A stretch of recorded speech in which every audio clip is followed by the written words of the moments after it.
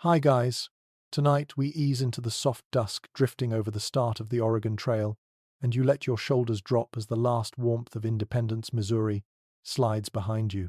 You can almost feel the ruts under your boots, those deep wagon grooves that have already swallowed thousands of dreams. Dust hangs in the air, and your oxen snort in that low, grumbling way that tells you they are tired before you even begin. And you know the truth. If you were actually out here, you probably will not survive this. People joked about it later, but the danger was real, sitting quietly in every shadow and under every starlit ridge. So, before you get comfortable, take a moment to like the video and subscribe, but only if you genuinely enjoy what I do here. And if you feel like it, tell me your location and what time it is for you right now. Now, dim the lights. You move forward into the growing darkness. Evening settles over the wagon line as if someone pulled a great blanket out of the sky and let it drift down onto you. The trail looks strangely different at this hour, and it is not only because the daylight is gone. Everything seems amplified. Footsteps crunch a little louder, breath seems a little sharper, and the faint creak of a wagon wheel feels like it echoes for miles. Settlers before you knew this sensation well.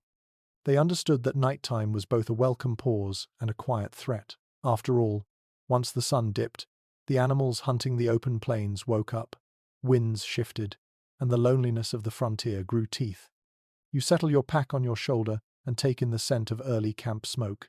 It curls lazily upward from a few advance fires, each one licking at the cool air as though hungry. Campfires on the early parts of the trail were a practical necessity, but they also worked as a kind of congregation point. People edged toward them instinctively. Humans always have. Warmth, light, and the illusion of safety.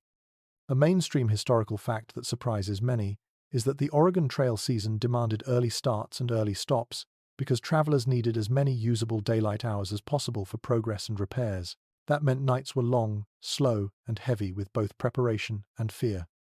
But right now you are not thinking about fear. You are adjusting to the rhythm, the way the day hands you off to the night.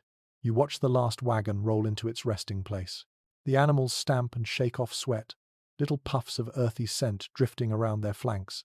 You hear a baby crying, then a mother sushing in a practiced cadence that blends with the distant hooting of an owl. These sounds melt together into something oddly calming. You feel yourself sink deeper into the moment. As you kneel to check your own pack, you catch yourself wondering how well you will really sleep out here on this open land with no solid walls and no neighbors close enough to hear you if something goes wrong. That feeling is exactly what early settlers wrestled with nightly. Many were from towns or small farms where community was a few minutes' walk away.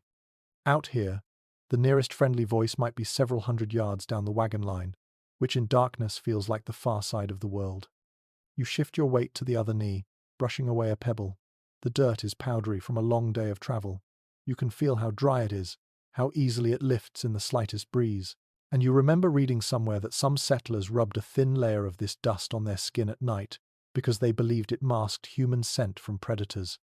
Historians still argue whether this practice was effective or even widespread, but the very idea hints at how deeply nighttime survival lived in people's minds. The sun finally slips away. The sky dims into shades of smoke, blue, purple, and then something close to velvet black. Stars appear like cold pinpricks, slow at first, then all at once as if someone opened a shutter. You inhale the cooling air and hear your breath as a soft whisper. A dog trots past your feet and pauses, sniffing the air in a way that makes you wonder what it can detect that you cannot. Dogs on the trail were more than companions. They were casual security systems, early indicators of approaching animals or strangers. The fact that they were often mutts did not change their usefulness. You stand again and join the others who move toward the central area of camp. Lantern light wobbles across faces. People look tired, but there is also relief in their expressions. The day is done. For many, that was enough to feel momentarily safe. A few are already unrolling bedding, shaking blankets free of dust, and choosing sleeping spots with care. Every wagon family had its own approach to nighttime positioning. Some preferred to sleep underneath or inside the wagon for protection from weather. Others slept on the ground, curling into blankets and hoping that exhaustion would knock them out before their imagination conjured dangers in every rustling leaf. Someone beside you murmurs about the chance of rain, and you tilt your head back to study the clouds. They are thin, stretched like gauze across the sky. Not a threat, at least, Not tonight. One quirky bit of lore you recall is that some travelers judged weather entirely by how their oxen acted during the evening. If the oxen seemed restless or kept pushing their noses into the wind, people interpreted it as a sign of approaching storms. Whether that instinct was real or imagined is still up for debate. You hoist your blanket, roll under your arm, and shift toward a small fire that pops and crackles at a steady rhythm. A few people are sitting around it, stirring a pot of something that smells like beans and bacon. You can feel the heat kiss your knees as you draw closer. This is where settlers traded news, told jokes, and made last-minute plans for the following day. There was always something to fix or adjust, from wheel spokes to harness straps. The firelight flickers across their faces, giving them a warm glow, even though you can sense the bone-deep fatigue behind their smiles. You sit for a moment, letting the heat seep into your palms. The flames feel hypnotic, the kind of soft, warm motion that lulls you towards sleep, even though you still have more to prepare. You hear someone retelling the story of a traveler who lost his boots to a coyote because he left them too close to his sleeping spot. A few laugh. Someone else shakes their head. You think about your own boots and make a mental note not to repeat that mistake. Eventually you rise and step away from the fire. The ground feels cooler now, almost damp. You search for a sleeping place that is slightly elevated, not too close to the wagons because creaking wood can drive you mad, but not so far that you feel exposed. When you finally choose a spot, you crouch down and spread your blanket. The fabric brushes your fingertips with a familiar roughness. The night air smells faintly of dried grass and wood smoke. You can hear the murmur of voices behind you fading into softer, slower tones. As you settle in, lying back and letting your body sink into the earth, you notice how the darkness presses close. It is not unfriendly, just dense, like a heavy curtain. It wraps around you, and you feel yourself drifting into that liminal space where thought becomes something loose and hazy. You understand, suddenly, why early settlers feared and respected this hour. Nighttime was a teacher. It reminded them how small they were, how far from home they had traveled, how vast and indifferent the continent could be. Yet you also feel the comfort they must have felt. The group is near you. The wagons form a loose boundary. The fire is still burning, and deep down you sense the truth they carried every night. Danger is real, but so is resilience. The wind softens, the stars sharpen, and your breathing slows. The night has claimed you, and the long journey has truly begun. You rise a little earlier than you expected, not because anyone wakes you, but because your body senses the shift in the camp. Even in half darkness, you recognize that this has become a kind of rhythm already. People stir, kettles clink, and horses snort as though greeting the dawn with impatience. But tonight the light is fading again, and you are learning the ritual from the other side of the day. Evening is settling, and it is time to choose where the camp will sleep. You stretch your shoulders, feeling the ache of yesterday, and you walk with the others who wander outward to scan the surrounding land. You realize that this simple act of picking ground determines whether you sleep safely or toss and turn with worry. Choosing nightly ground was one of the most important tasks settlers faced. Even if the region looked peaceful, trouble could exist only a few feet beneath the grass. You kneel and pinch the soil between your fingers. It is sandy here, dry and light, and you recognize that it would not hold puddles. A mainstream historical fact surfaces in your mind. Wagon parties averaged 15 to 20 miles a day and often camped near water, but water usually meant insects, soft ground, and an increased chance of nighttime animal traffic. The trick was finding balance, close enough to refill barrels in the morning, but far enough to avoid being awakened by mosquitoes singing around your ears. You walk a little farther. The air cools as shadows stretch over the prairie. You look for subtle dips in the land that could become sudden puddles if a surprise storm rolls through in the night. Flash floods were not rare in certain regions, and some parties learned the hard way that a calm evening could become a dangerous torrent long before morning. One quirky detail you have heard mentioned is that a few travelers believed they could predict ground stability by listening for frogs at dusk. If frogs croaked loudly, it meant hidden marshy pockets were nearby. Historians still argue whether this trick had any reliability at all, but it is the sort of small superstition that grows naturally when people live outdoors for months at a time. You move along a faint ridge, your boots brushing against tall grass that sways with the coming night breeze. You place a hand on your knee, leaning to scan for animal burrows or holes. A broken ankle out here could alter the fate of an entire wagon line. Every footfall has meaning. Every rut conceals risk. On the Oregon Trail, decisions about where to sleep were not personal. They were communal and often debated. You can almost hear those old arguments echoing around you. Someone worrying about wolves, someone else swearing that the real threat is a storm, someone insisting on a flatter patch because their wagon axle is cracked.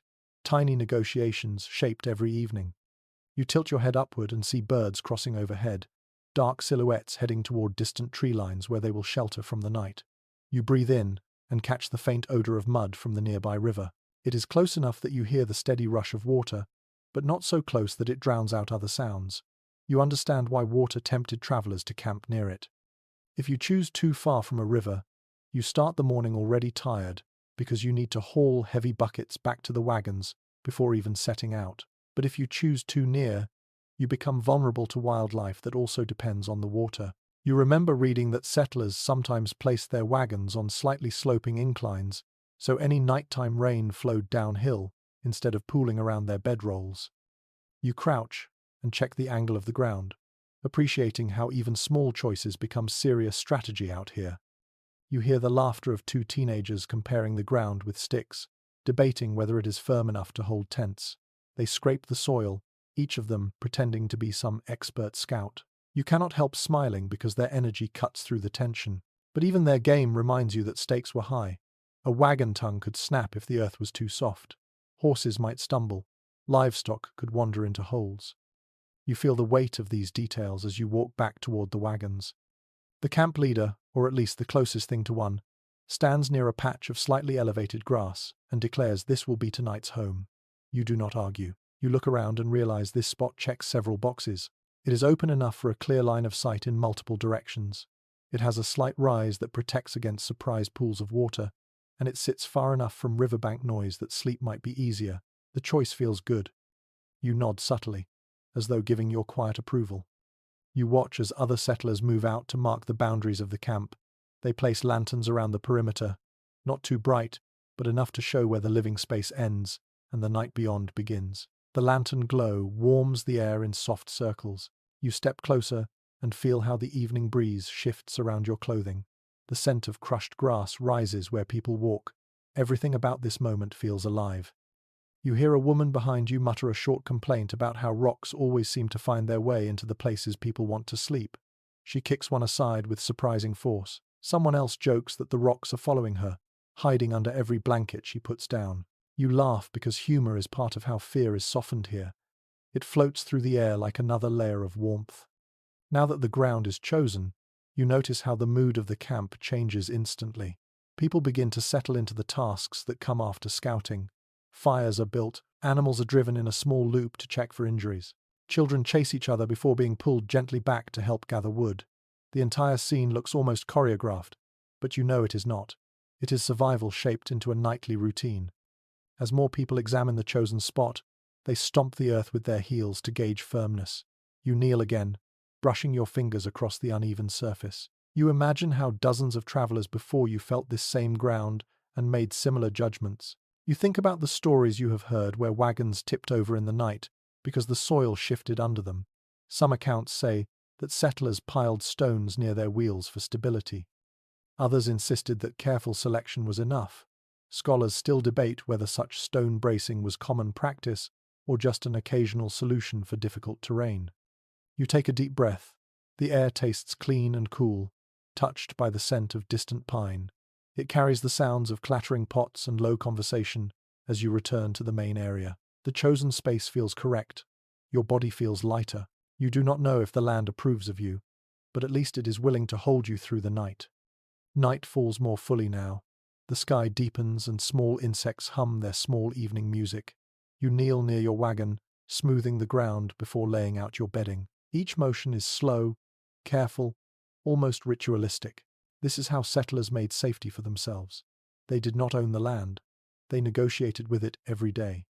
As you finish preparing your sleeping place, you hear a call from someone volunteering for first watch. Voices respond with gratitude. The perimeter lanterns flicker in agreement, and the whole camp seems to exhale as if simultaneously relieved by the decision. You sit on your blanket for a moment and let your hands rest on your knees. The earth is solid beneath you. The camp is settling. Danger exists, but for now, you have chosen the best ground you can. You breathe deeply again, tasting quiet, letting the vastness around you feel less threatening and more like a companion. The night is here, and you are ready to lie down upon the land that has agreed, at least for now, to hold you safely. You feel the camp adjusting itself again as the last blush of twilight sinks below the horizon. People begin drifting toward the wagons, their silhouettes stretching long across the grass as the brightness drains from the sky. Tonight, you watch a familiar ritual take shape, one you have already heard others mention with a blend of practicality and superstition. The wagons begin to turn, their wooden frames groaning gently as animals pull them into a loose ring. You step closer, listening to the thud of hooves and the crackle of lantern flames.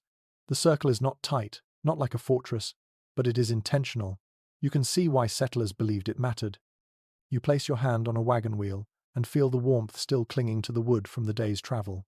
The circle forms slowly, like a great wheel turning around you. Some people joke that it looks like a giant corral for humans. Others glance nervously outward into the gloaming, clearly reassured by the growing enclosure.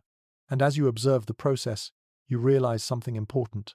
The circle is as much for the mind as for the body. Many diaries from the era describe how arranging wagons this way helped parties feel anchored to one another, especially when night stretched out like an ocean over the plains. A detail often highlighted by trail historians is that wagon circles were not always meant for battle strategy. They did help contain livestock, and they created a clear center for communal tasks, but they were rarely intended as true defensive walls. The iconographic Hollywood version oversold the idea. In reality, the circling was generally a matter of organization and psychological unity. You can picture weary families stepping inside the ring each evening and letting their shoulders drop, as if entering a temporary village built out of determination and wooden spokes. You watch now as a woman adjusts the position of her wagon, guiding her oxen gently by tapping their shoulders. Dust rises around their legs in soft clouds. Another man shouts instructions across the growing semicircle. You hear a metallic clank as someone checks a coupler pin. The sound echoes pleasantly in the cooling air. You join in by pushing against a wagon tailboard to nudge it into a better angle. The wood trembles under your palms, and the faint resin smell seeps up into your nose. It is oddly comforting. The ring tightens. Lanterns glow along the perimeter like a string of low stars. The light pools around the wagons, creating an inner world distinct from the dark prairie beyond. You can feel the subtle relief sliding into the group as each wagon settles into its place. In these moments, you sense how the shape of the camp influences what people feel is possible. With the ring complete, everyone appears a little less exposed. A woman near you murmurs that the circle reminds her of the shepherding practices her grandmother taught in the Appalachian foothills. Keep the flock close. Make a boundary.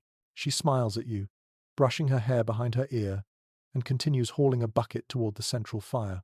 Her comment lingers with you because it reveals how settlers brought old-world instincts into this new land, blending tradition with improvisation. You adjust the hitch pin of your own wagon and glance outward. The prairie lies still, save for the soft sway of grass catching the wind.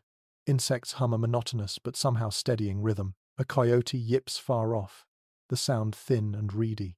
You think about tales you have heard where travelers believed that arranging wagons in a ring confused predators by disrupting their natural paths across the land. Whether this was true or wishful thinking remains a matter of discussion among researchers today, but the belief persisted, shaping countless campsites along the trail. You continue helping others find their exact places in the formation.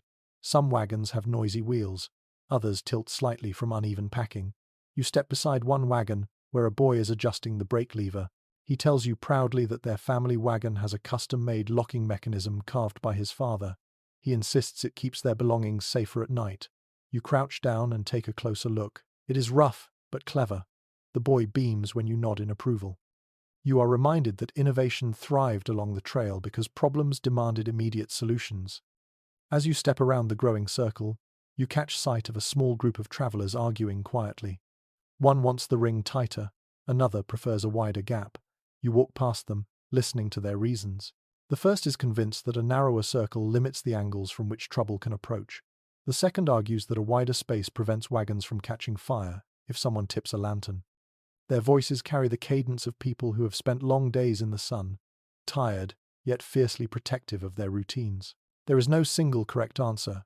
Accounts from the era show that wagon formations varied considerably, depending on terrain, weather, group size, and leadership style.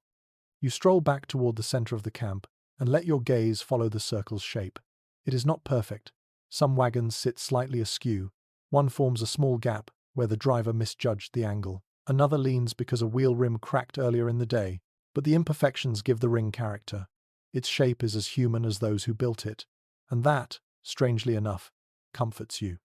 You listen as a teenager climbs atop one wagon and theatrically scans the horizon, pretending to be on lookout duty. His friends laugh. A woman playfully throws a bit of dried grass at him and tells him to get down before he falls and breaks a rib. The laughter ripples outward, blending with the low murmur of others preparing supper.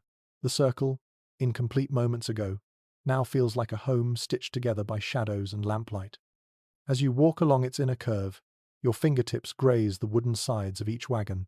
The surfaces are textured with travel scars, scratches, splinters. Some wagons have names painted on them. The Starlight Bell, the Whisper Wind. One simply says Hope. Another bears a crude handprint in faded red paint. You pause there and imagine the person who made that mark, perhaps a child leaving a personal touch on the journey. You step back to observe again. The campfire at the center glows brighter now, as more people feed it with brush and deadfall. Sparks float upward like fireflies escaping into the night. You hear pots rattling, spoons clinking, children whispering stories to one another. The ring amplifies these sounds, holding them close, instead of letting them scatter into the empty plains. In this way, the formation becomes more than a boundary. It becomes a vessel collecting the small noises of life, gathering them into an audible reminder that no one here is alone. Somewhere near your right shoulder, a man clears his throat and remarks that the wagon circle looks especially tight tonight. He explains that drivers often nudged wagons closer on evenings when they felt uneasy about the land, sometimes after spotting unfamiliar footprints or hearing movement along the grass line. His tone is matter-of-fact, not fearful. You can tell he has ridden this trail before.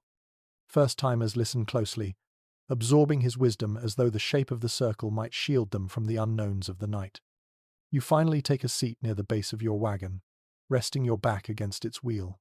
You stretch your legs and let the nearby fire warm your shins. The circle stands silent behind you, a wooden ribcage around the heart of the camp. You close your eyes briefly and sense the stability it offers. It is not impenetrable, it is not foolproof, but it is a choice made together, a gesture of unity carved into the landscape. Even the imperfections feel functional, like a patchwork quilt whose strength comes from being sewn by many hands. A gentle breeze sweeps through the camp, lifting strands of your hair. The air smells faintly of sage and wood smoke. You breathe in deeply and feel the night settling into the folds of the wagons. The circle now holds everything inside it. The resting animals, the simmering pots, the hushed laughter, the shared hopes of the people who chose to cross these vast lands. And you too. The sky darkens fully. Stars blink awake one by one, clustering in patterns that guided wanderers long before the trail was carved. You look at the ring, a final time. It stands secure, imperfect but intentional. And you understand why settlers believed that sleep came more easily inside this embrace of wood and willpower. You pull your blanket closer and let the quiet fortify you. The circle is complete, and night, in all its vastness, feels just a little smaller because of it. You sense the camp beginning to downshift again, like a great machine easing into its nighttime hum. The wagon circle holds steady, lanterns glow along its edges, and the central fire flickers against the rising dark. People murmur softer now, the way voices naturally settle when the world around them becomes a little too big and a little too quiet. Tonight it is your turn to join the watch rotation, and even before someone calls your name, you already know it. There is a familiar tightening in your shoulders, a mix of pride and the tiniest hint of dread. Taking a night watch on the Oregon Trail was not a glamorous task. It was a duty carved from necessity, shaped by long days and even longer uncertainties. You brush dust from your trousers as you rise, feeling the earth cool beneath your feet. A kettle lid snaps shut behind you as someone finishes cleaning dishes. A child whimpers sleepily. A horse snorts from the far side of the ring. These small sounds remind you why people took turns guarding the night. They were not protecting themselves alone. They were keeping safe a fragile web of families, animals, supplies, and hope. Someone hands you a lantern. Its glass is warm, dimmed intentionally so it will not blind your night sight. You peer through the smoky glow and watch the embers of the central fire breathe in slow pulses. People are settling for the night, laying out blankets and rolling jackets to use as pillows. A well-documented detail from trail diaries notes that watch shifts often rotated every 2 hours because exhaustion ran too deep for anyone to stay alert much longer. You feel that truth in your bones already. The idea of walking in slow circles while others drift into sleep seems noble, but it is also heavy with monotony. A man named Robert nods toward you, his expression a blend of sympathy and encouragement. He has just finished the previous shift. Sweat beads along his hairline, even though the air is cool. He tells you that he heard distant hoofbeats about an hour ago, but could not tell whether they belonged to wild mustangs or grazing cattle from a distant group. His uncertainty does not alarm you. Stories from the period mention how often sounds on the plains blended with distance and wind, turning certainty into guesswork. You thank him and take your post. You walk toward the outer edge of the wagon circle, letting the lantern hang low. The light grazes your boots and paints the grass in faint amber streaks. The prairie beyond lies open and dark, stretching into a horizon so wide it feels like the sky is leaning down to greet you. You allow your eyes to adjust. Shapes shift in the moonlight. You blink and they become still again. It is surprising how easily your own mind becomes a trickster out here. As you make your first circuit, you become attuned to the subtle movements inside the camp. Wagons creak as wood cools. Someone coughs softly. A dog paddles in its sleep and yelps once, then settles. The ring is alive, even when everyone rests. You tighten your grip on the lantern handle and keep moving. The quiet carries a weight that presses gently at your temples. Halfway around the circle, you pause to listen. The breeze changes direction, snapping lightly at your collar. Somewhere to your left, tall grass rustles. You lean forward slightly, narrowing your eyes. A rabbit darts out and scurries into the dark. Your lungs loosen again. Travelers often wrote about how their imaginations magnified small noises during the night, turning harmless animals into imagined threats. One lesser-known curiosity appears in a few journals. People claimed that prairie hares sometimes sat completely still and stared at humans in the dark, which spooked a few weary guards into thinking they were being watched by something more dangerous. You smile at the memory of reading that and shake off the tension. You continue along the arc of the wagons. Your lantern flickers as the fuel settles. You adjust the wick and keep walking. It is easy to feel alone while on guard duty, even when dozens of sleeping souls lie just yards away. You remind yourself that others walked these circuits before you, night after night, through storms and fog and eerie silences. Some researchers still debate whether larger parties were actually safer or simply noisier targets, but most agree that the shared responsibility of the watch helped maintain morale on difficult stretches of the trail. A distant wolf howl floats across the plains. It is long, hollow, and far away, but it tucks itself into your spine anyway. The sound is not threatening but ancient, like something that predates every wagon wheel in the camp. You hold still, letting the note fade. Then you breathe again and move on. You glance toward the nearest wagon and see a woman stirring in her sleep, perhaps reacting to the same sound. She shifts under her blanket but does not wake. At the northern edge of the circle, you switch hands with the lantern, giving your wrist a break. The night air feels different here, sharper, carrying hints of sage from the nearby brush. You kneel briefly to examine some tracks in the dirt, though you know they are from your own party's livestock earlier in the day. You stand again and sweep the dark horizon with your eyes. The moon hangs like a pale coin, offering just enough light to make out distant contours, but not enough to erase your uncertainty. You recall hearing old travelers say that night watch teaches you how small a human can feel, yet how responsible one can become at the same time. Watching the sleeping camp now, you understand it completely. Each person resting inside the ring trusts someone like you to stay awake. That trust is heavier than the lantern in your hand. As the minutes stretch into an hour, your legs grow tired. You walk slower, your eyelids tug downward. You curse softly under your breath and force yourself to straighten your posture. Fatigue is the silent enemy of a night guard. Even the most disciplined travelers fell prey to drowsiness. One traveler's journal mentions tying a thin rope loosely around the wrist and hooking it to a wagon spoke, so that if the guard nodded off, the tug would jolt them awake. Whether that trick worked consistently remains uncertain among those who study trail customs, but it reveals how creative people became in their struggle against sleep. You take a deep breath and resume your path. The quiet has shifted again, settling into an almost dreamlike softness. The lantern glow pulses, warm against your thigh. You think about telling others tomorrow how the watch felt. You imagine them nodding with understanding, sharing their own stories about moments when they thought they saw something move in the grass or caught a sudden chill for no clear reason. Turning the last bend of the circle, you spot another guard emerging from the shadows. It is the man assigned to relieve you. He lifts his lantern in silent greeting. You exhale through your nose, feeling tension leave your shoulders. You give him a brief report. Nothing unusual, only wildlife chatter and shifting winds. He nods patiently. You can see the determination in his tired eyes. He will pace the circle just as you did, fighting his own sleep, listening for anything that seems out of place. You surrender your lantern and step back into the inner part of the camp. The fire has dimmed to warm orange coals. You rub your arms and feel the night's coolness burrow into your sleeves. As you settle near your wagon, the world seems quieter than before. Your shift is done. Someone else is watching now. The trust has transferred. You lower yourself onto your blanket, letting your muscles unwind. Your heartbeat slows, sinking to the faint rustle of grass and the breathing of the camp around you. You stretch your legs once and close your eyes. The watch has taught you something important. Fear exists, yes, but vigilance shapes it into something manageable, and even on the darkest nights, you do not face that fear alone. Sleep begins to pull you under, soft as silk. You drift awake again as the camp shifts into its next evening rhythm, a soft choreography of footsteps and murmured voices. Tonight, as shadows lengthen and the prairie opens itself to the cool breath of dusk, your attention settles on something deceptively simple, yet deeply significant: the placement of the campfires.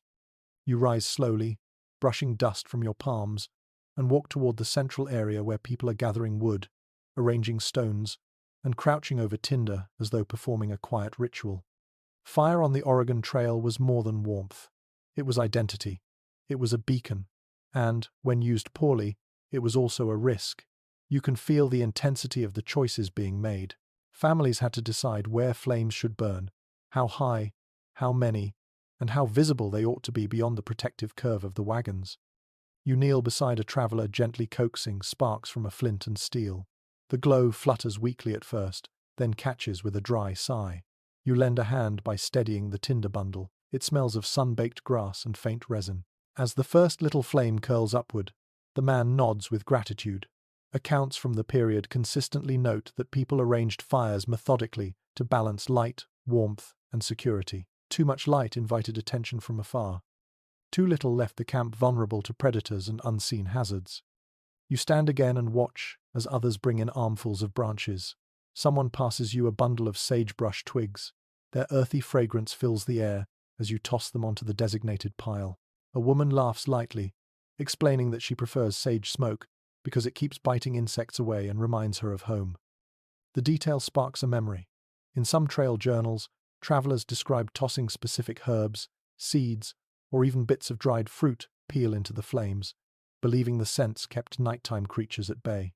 Whether these beliefs had scientific merit remains uncertain, but they speak to the ingenuity of people who lived with the land rather than above it. As more fires flicker to life, you notice how carefully they are positioned. None sit directly against wagon wheels, and each one rests within a ring of stones or scraped dirt. You crouch near one of the fire pits, running your fingers across the smoothed circle where grass has been cleared away. The earth is cool, clean of debris, and ready to receive the heat. You remember reading that many travelers learned these precautions from frontier veterans who understood just how easily a stray ember could leap into a wagon canvas and turn an entire camp into a tinderbox. Even one tiny spark could undo months of hardship and miles of progress. A boy nearby gathers long sticks to serve as fire pokers. He waves one proudly like a sword before handing it to a woman stirring a pot of beans. She chuckles and warns him that dinner tastes better when the cook is not being stabbed in the leg by an enthusiastic helper. You smile, absorbing the warmth of these small human moments. They ground the vastness of the prairie and soften the edges of danger. As the fires grow brighter, they form islands of light scattered across the inner ring of camp. People gravitate toward them instinctively. You walk to the edge of one and let its warmth reach your hands. Flames dance in unpredictable spirals, painting your skin in orange and gold. You inhale deeply, catching the scent of burning grass and wood. Heat radiates upward, comforting, lively, hypnotic. You take a step back and observe from a slight distance. The geometry of the fires matters. Each one is spaced just enough, so light pools overlap, but do not merge completely. This balance creates gentle shadows between them, allowing people to rest without feeling exposed, while still keeping visibility along the ground. A number of accounts from travelers make special note of how fire placement influenced the behavior of animals passing nearby. Larger predators sometimes avoided the glow entirely. Deer, on the other hand, were known to stand just beyond the firelight, curious and unbothered. Even today, researchers examining frontier patterns suggest that the placement of fires helped regulate nighttime fauna traffic. You shift your attention outward, beyond the wagon circle. The darkness there feels thicker now that the fires cast their glow behind you. Shadows ripple like silent waves. You understand why settlers debated how bright their campfires should be. Some feared attracting attention from faraway groups. Others insisted that darkness created its own kind of vulnerability. In many recorded recollections, people mention fierce evening debates about whether to bank the flames low or let them burn generously. The decision varied from night to night, terrain to terrain, mood to mood. A pair of older men sit near one of the fires now, discussing the wind direction. If it shifts too much, smoke will blow into sleeping areas and irritate tired noses. But if it blows outward, it might carry scents the group would rather keep contained. You sit near them, listening to the low rumble of their conversation. One man taps a stick against a stone fire ring and claims that his father taught him never to place a fire too close to a line of tall grass because wind can hide embers and ignite fires silently. The other man counters with a story from his cousin, who once faced a prairie windstorm that nearly swept their entire fire out of existence. Their voices blend into a comfortable banter, rich with experience. You shift your gaze to the central fire where people prepare supper. Pots simmer gently. A spoon clinks against metal. Someone passes you a tin cup of warm broth that smells like onion and salted pork. You sip it and feel warmth coat your throat. The fire pops, sending sparks upward like tiny ascending stars. You tilt your head back to watch them fade into the night. A curious detail mentioned in some pioneer letters comes to mind. Travelers sometimes arranged fires in pairs, with one dedicated strictly to cooking and the other to providing watch illumination. The logic was that separating tasks reduced the chance of accidental burns and allowed guards to stand near a steady light source while the cooks worked uninterrupted. Whether this method was widely adopted continues to generate small debates among enthusiasts of frontier life, but the idea reflects how adaptable people had to be. You walk toward the far end of camp, where a smaller fire flickers beside a wagon with fading paint. A woman sits alone, mending a shirt by lantern glow. She glances up as you approach and offers a nod before returning to her stitching. Her fire is small, fed by only a few twigs. You ask why she keeps it so low, and she explains gently that a dim flame keeps her calm. Too much brightness reminds her of the city she left behind. You listen quietly, letting her words float into the flames. Personal preference, you realize, shaped many fire decisions. Trail culture was not one uniform rulebook. It was a tapestry of choices woven from need, instinct, memory, and mood. You drift back toward the central area, where laughter from a group setting their firewood into neat stacks rings softly through the night. Someone begins humming. Another person taps their foot. Children nibble at pieces of cornbread while leaning close to the warmth. Flames twirl higher, then settle again, as if breathing in harmony with the camp. The prairie night continues to fold itself around the wagons. Your eyes adjust, appreciating the glowing halos cast by the fires. They remind you of tiny hearths scattered across a frontier that remains wild and unpredictable. They reveal just enough to comfort but not enough to erase mystery. As the fire nearest you crackles, you understand something deeper. The placement of these flames is not just about safety, it is about presence. Each fire tells the prairie, and anyone watching from afar, that humans are here and alive, that they claim this temporary piece of land until morning, that they have not surrendered their warmth to the night. You lower yourself onto the ground and wrap your blanket around your shoulders. The fire offers a steady heartbeat of light. You let your gaze soften and your breathing slow. Conversations quiet. Sparks drift upward. The night deepens. The camp settles into a warm, glowing constellation of small suns. And slowly, under the gentle glow of the fires arranged with such care, you feel sleep beginning to unfurl within you like a leaf opening at dawn. You stretch your arms as the fires dim to gentler embers, and the camp transitions from busy evening motion into something quieter, softer, almost sacred. Now comes one of the most personal nightly tasks on the trail, setting up the place where you will actually sleep. You gather your blankets, your rolled jacket, and the handful of items that stand between you and the cold ground. The earth feels both inviting and unyielding beneath your boots as you kneel to begin crafting tonight's bed. It is humbling how much thought goes into something as simple as lying down. Out here, bedding is not merely a comfort, it is strategy. You brush your hand over the soil, feeling its temperature, noticing the faint grit left behind by a day's worth of footsteps. Settlers learned quickly that the land itself decided how well they rested. You kneel and unfasten the ties securing your bedroll. The fabric smells of sun, sweat, and long travel. You shake it out, letting stray bits of prairie grass scatter into the night breeze. In numerous written recollections from the period, travelers described how bedding changed with the terrain beneath them. Some nights the ground felt packed and dry, other nights spongy or uneven. People layered blankets, coats, buffalo hides, or stray sacks of grain to create makeshift mattresses tailored to whatever nature offered. Tonight you press your palm flat against the ground again, checking for buried rocks or sharp roots. Even the smallest stone becomes a torment after hours of trying to sleep. You smooth the soil with methodical strokes, shaping a shallow hollow for your hips. A trail veteran once told you that a good night's sleep begins with sculpting the ground, not the blanket. And when you feel how the contours line up with your body, you understand the wisdom. Someone to your left is preparing her own bedding beneath the wagon, sliding her blankets into the narrow shaded space to escape the wind. Others prefer the open air. Each sleeper has their own logic. Period travelers often mentioned that sleeping inside or beneath wagons could shield a person from sudden weather shifts, though it sometimes attracted insects drawn to the scent of wood and canvas. Whether the wagon offered more comfort or merely the illusion of safety became a topic of lively debate among many groups heading west. You lift your blanket and spread it carefully over the smoothed earth.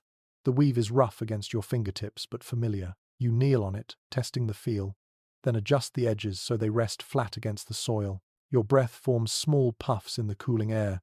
You exhale slowly, letting the day's tension melt outward like ripples on water. Nearby, two men tighten the ropes on their bedrolls, adding bundles of dried grass beneath the fabric for extra cushioning. You hear one teasing the other about stealing the softest grass from under the oxen's feet. They laugh, but the technique is real. Several trail narratives mention travelers gathering dry grass, pine boughs, or sagebrush leaves to create primitive padding. Whether these improvised layers offered real comfort varied, but many swore by them. You turn your attention to your own setup again. You unroll your additional blanket and fold it into a narrow rectangle that will serve as support for your head. Pillows were rare luxuries on the trail. More often, people used rolled jackets or folded sacks filled with spare clothing. Tonight, you choose the familiar comfort of your worn coat. Its shape presses into the side of your face with a kind of rough tenderness. The smells of nighttime settle over you. Earth, sage, lingering smoke, the faint musk of animals now settling into their own rest. You lift your face and feel the air cooling across your skin. It carries faint whispers from across camp, muted conversations, a giggle from a child resisting sleep, the rhythmic breathing of a nearby dog. As you lie down to test the bedding, the ground's unevenness becomes clear. You shift your weight, reposition your hips, gently stamp the turf with your heels to compress one stubborn bump.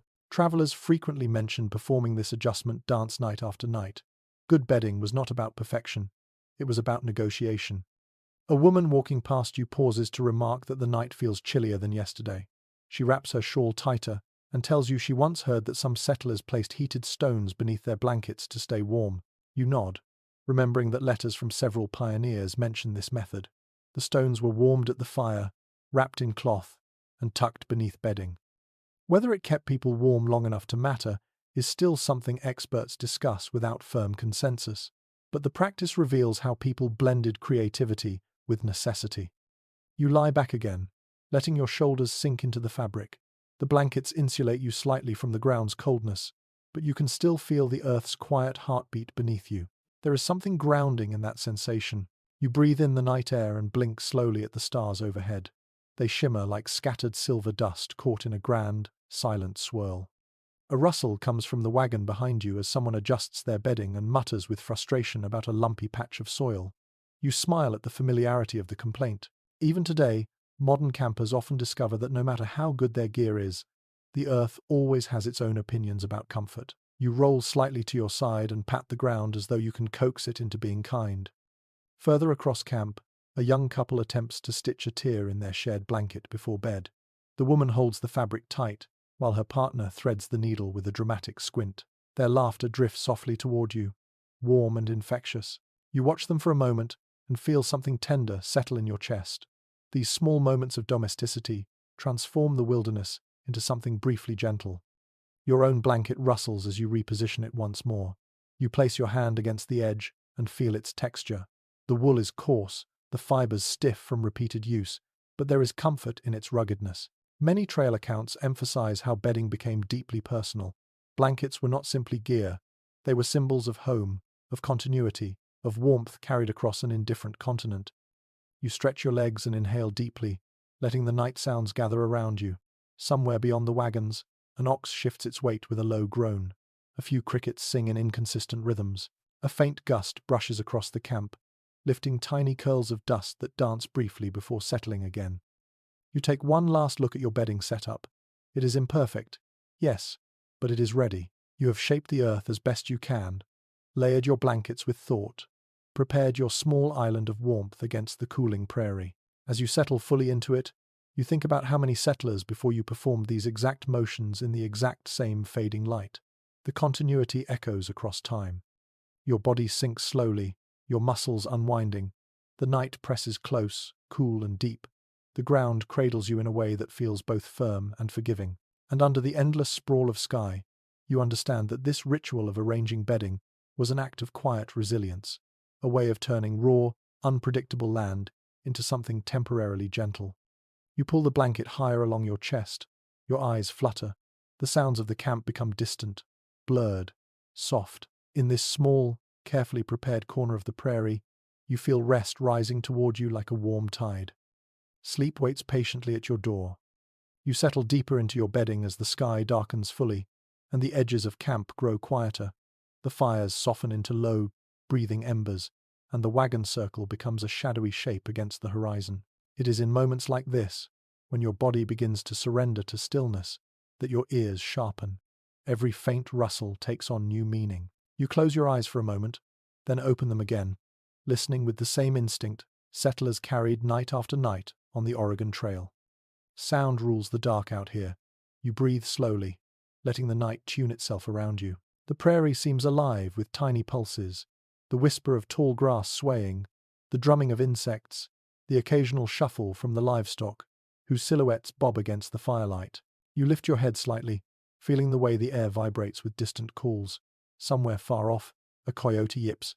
It is not a threatening sound, more like a lonely conversation carried on the wind. Still, it nudges your senses awake. Trail journals often mention how settlers became amateur sound interpreters over time. They learned which noises belonged to harmless creatures and which hinted at something more troubling. Tonight, you test yourself the same way. A soft skittering near your left ear makes you tense until you realize it is only a beetle navigating the grass. You flick it away gently, more amused than startled. In your mind flickers a story told by a traveler who once mistook a beetle crawling across his blanket for a rattlesnake. His terrified leap sent him straight into a pot of simmering stew. Accounts from the group say the laughter lasted for days.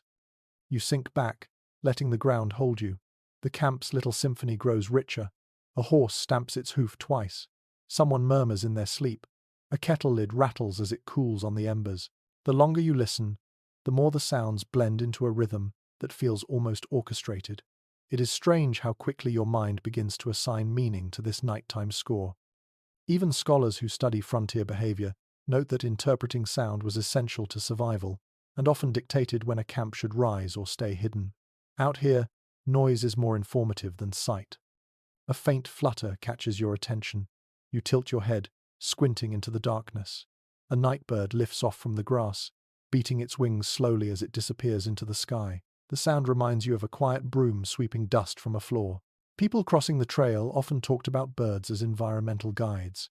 If birds remained active, the night was considered peaceful. If they went silent suddenly, it sometimes signaled larger disturbances.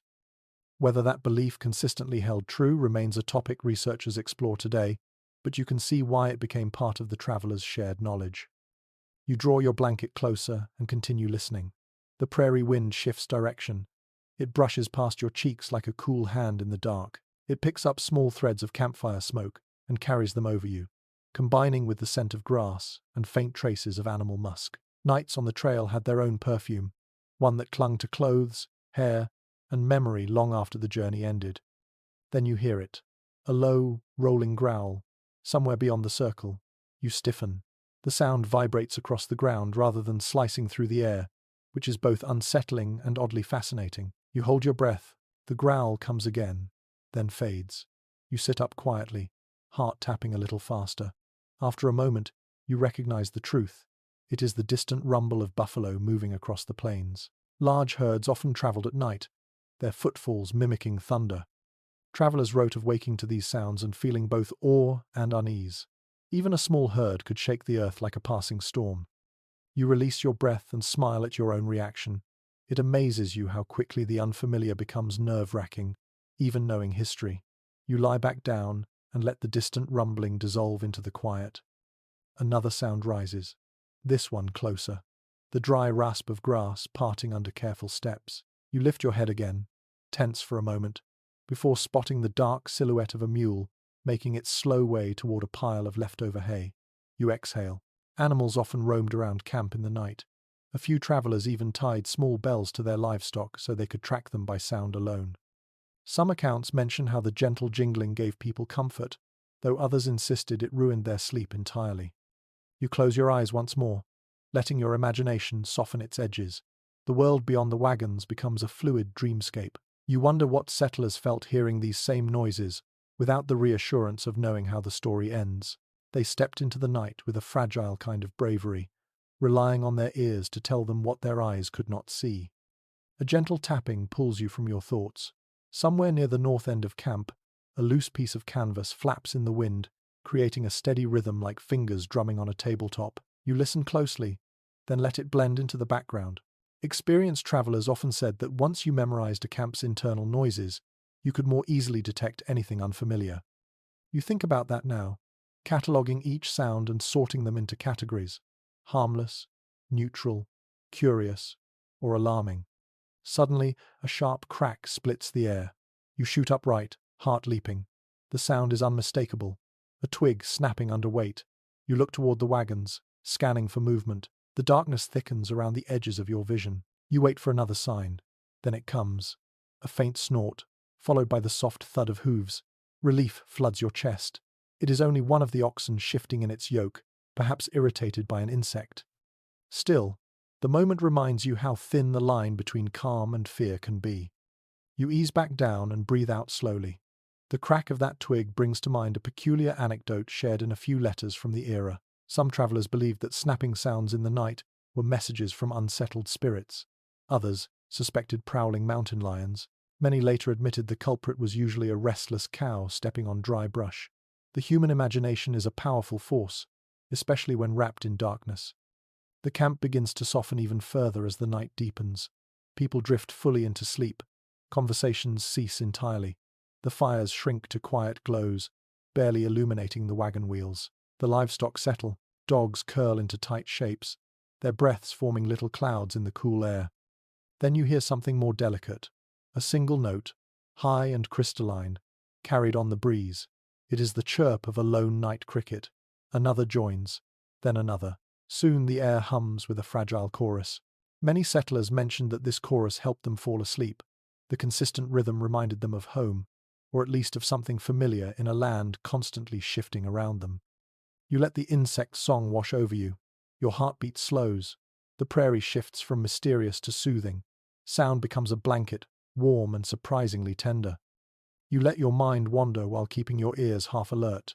The night is alive, but not threatening. Each noise is part of the landscape's breathing, its quiet reassurance that the world continues to turn even while humans lie vulnerable beneath the stars. You sink deeper into your bedding. The stars blur slightly overhead, shimmering with that soft halo that appears when your eyelids grow heavy. The breeze whispers through the camp one last time, almost like a lullaby. As you drift toward sleep, you realize that listening to the dark is not about fear, it is about understanding. The plains speak constantly, and you, like the settlers before you, learn to hear the language of night. Your eyes close, the sounds remain, and slowly, they carry you across the threshold of dreams. You wake again, not fully and not with intention, but in that drifting halfway place where your mind floats while your body stays still. A soft murmur draws you upward from sleep. It is the sound of a child trying not to cry, a thin whimper tucked behind a wagon wheel. You shift slightly and watch as a mother lifts her little one into her lap, rocking gently in the moonlight. Her shawl gathers around them like a cocoon, and the faint glow of a dying ember highlights the curve of her arm as she rubs small circles on the child's back. Nights on the Oregon Trail were especially hard on children.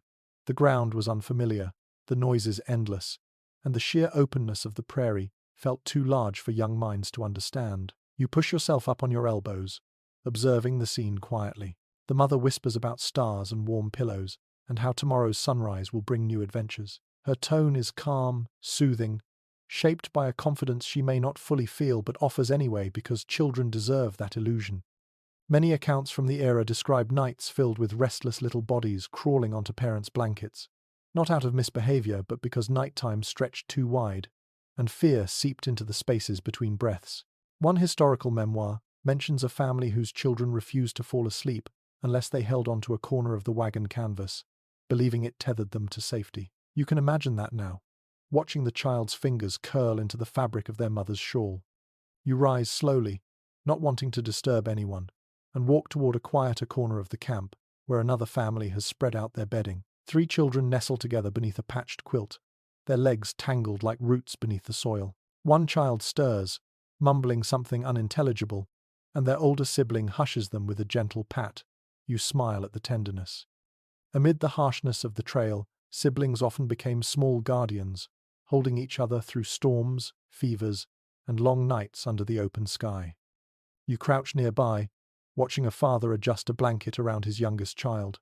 The little one sniffles, rubbing tired eyes. The father murmurs something about brave explorers, a phrase that brings a faint grin to the child's face. You think back on a note scribbled in an old pioneer diary, where a parent wrote that storytelling became both entertainment and shield. Many children fell asleep listening to tales of heroic animals, magical mountains, or imaginary travelers who protected camps from danger.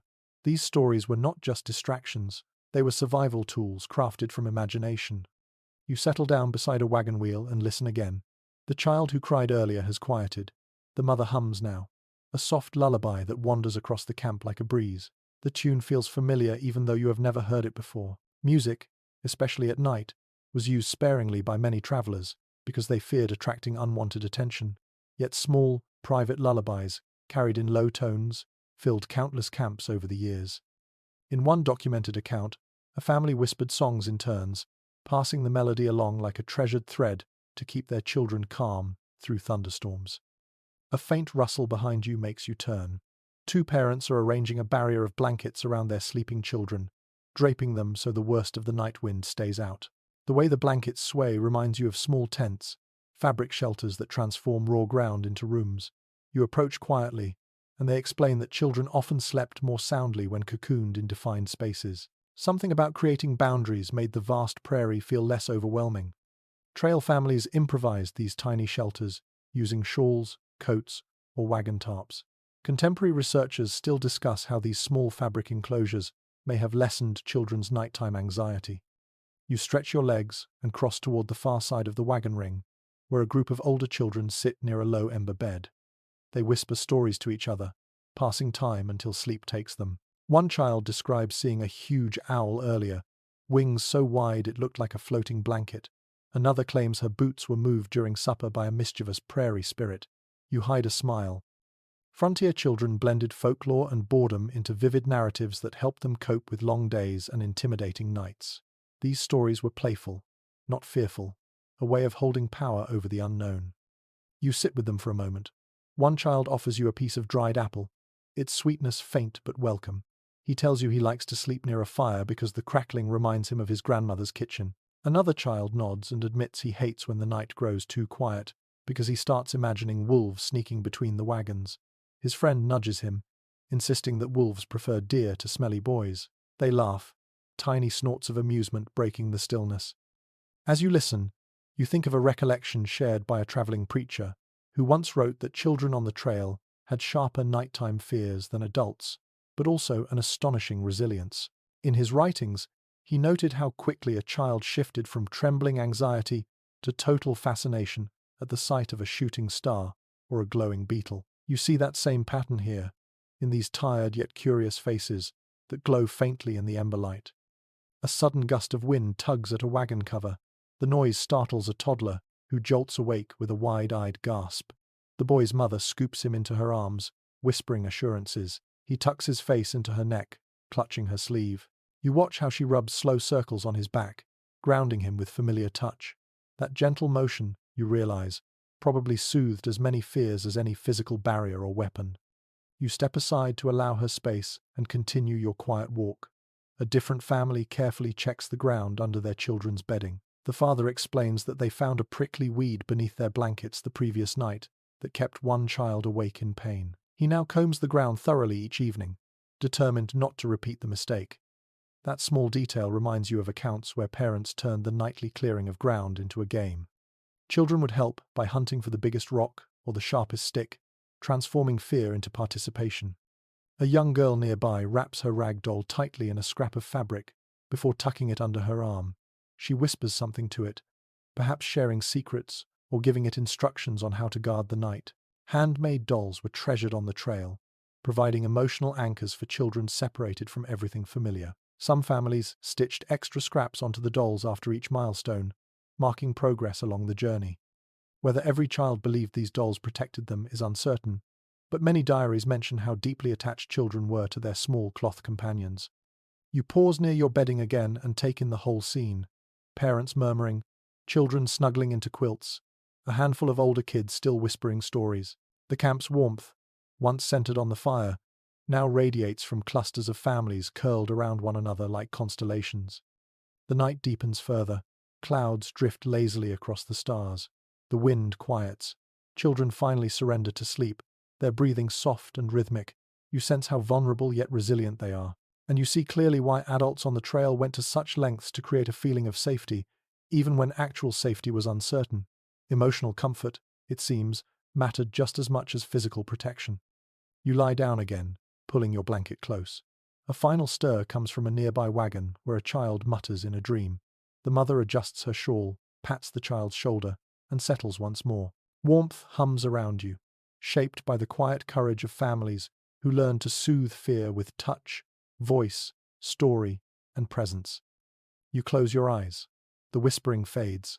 The last lullaby dissolves into the wind, and for a moment, the whole prairie seems to rest gently, cradling every sleeping child in its vast, patient hands.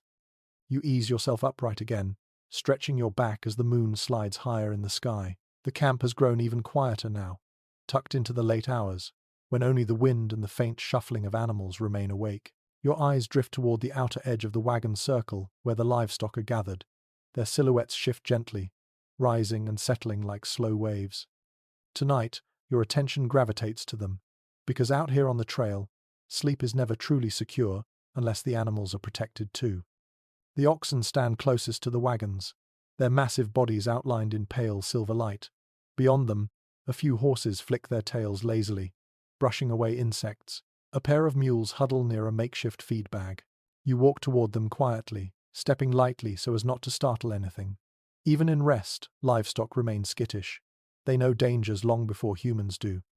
Trail travelers often wrote that the security of the entire party rose or fell on the condition of these animals. Oxen pulled the wagons, mules carried supplies, horses offered scouting speed, lose even one, and the consequences rippled instantly through the group. An observation shared by many diarists was that nighttime was when animals were most vulnerable. Predators hunted then. Storms struck without warning. Spooked animals bolted easily. People tied ropes, checked harnesses, adjusted hobbles, and prayed the night would pass quietly. You approach one of the oxen now, a broad creature with a mottled coat and a gentle sway to its head. Its breath forms a white cloud that drifts upward before dissolving into the cool darkness. You run your hand along its flank, feeling the warmth of its body beneath rough fur. The animal shifts, snorts softly, then settles again. You murmur a quiet reassurance, the kind settlers used instinctively. Animals, after all, shared the journey as much as people, and they too needed comfort. You look at the ropes staked into the ground. They are pulled taut, looped in practiced knots. A well-noted detail from frontier life is that parties often tethered livestock in lines or small clusters, arranging them like beads on a string for easier monitoring. Some families used hobbling straps, fastening them loosely around the animal's legs to limit sudden sprints.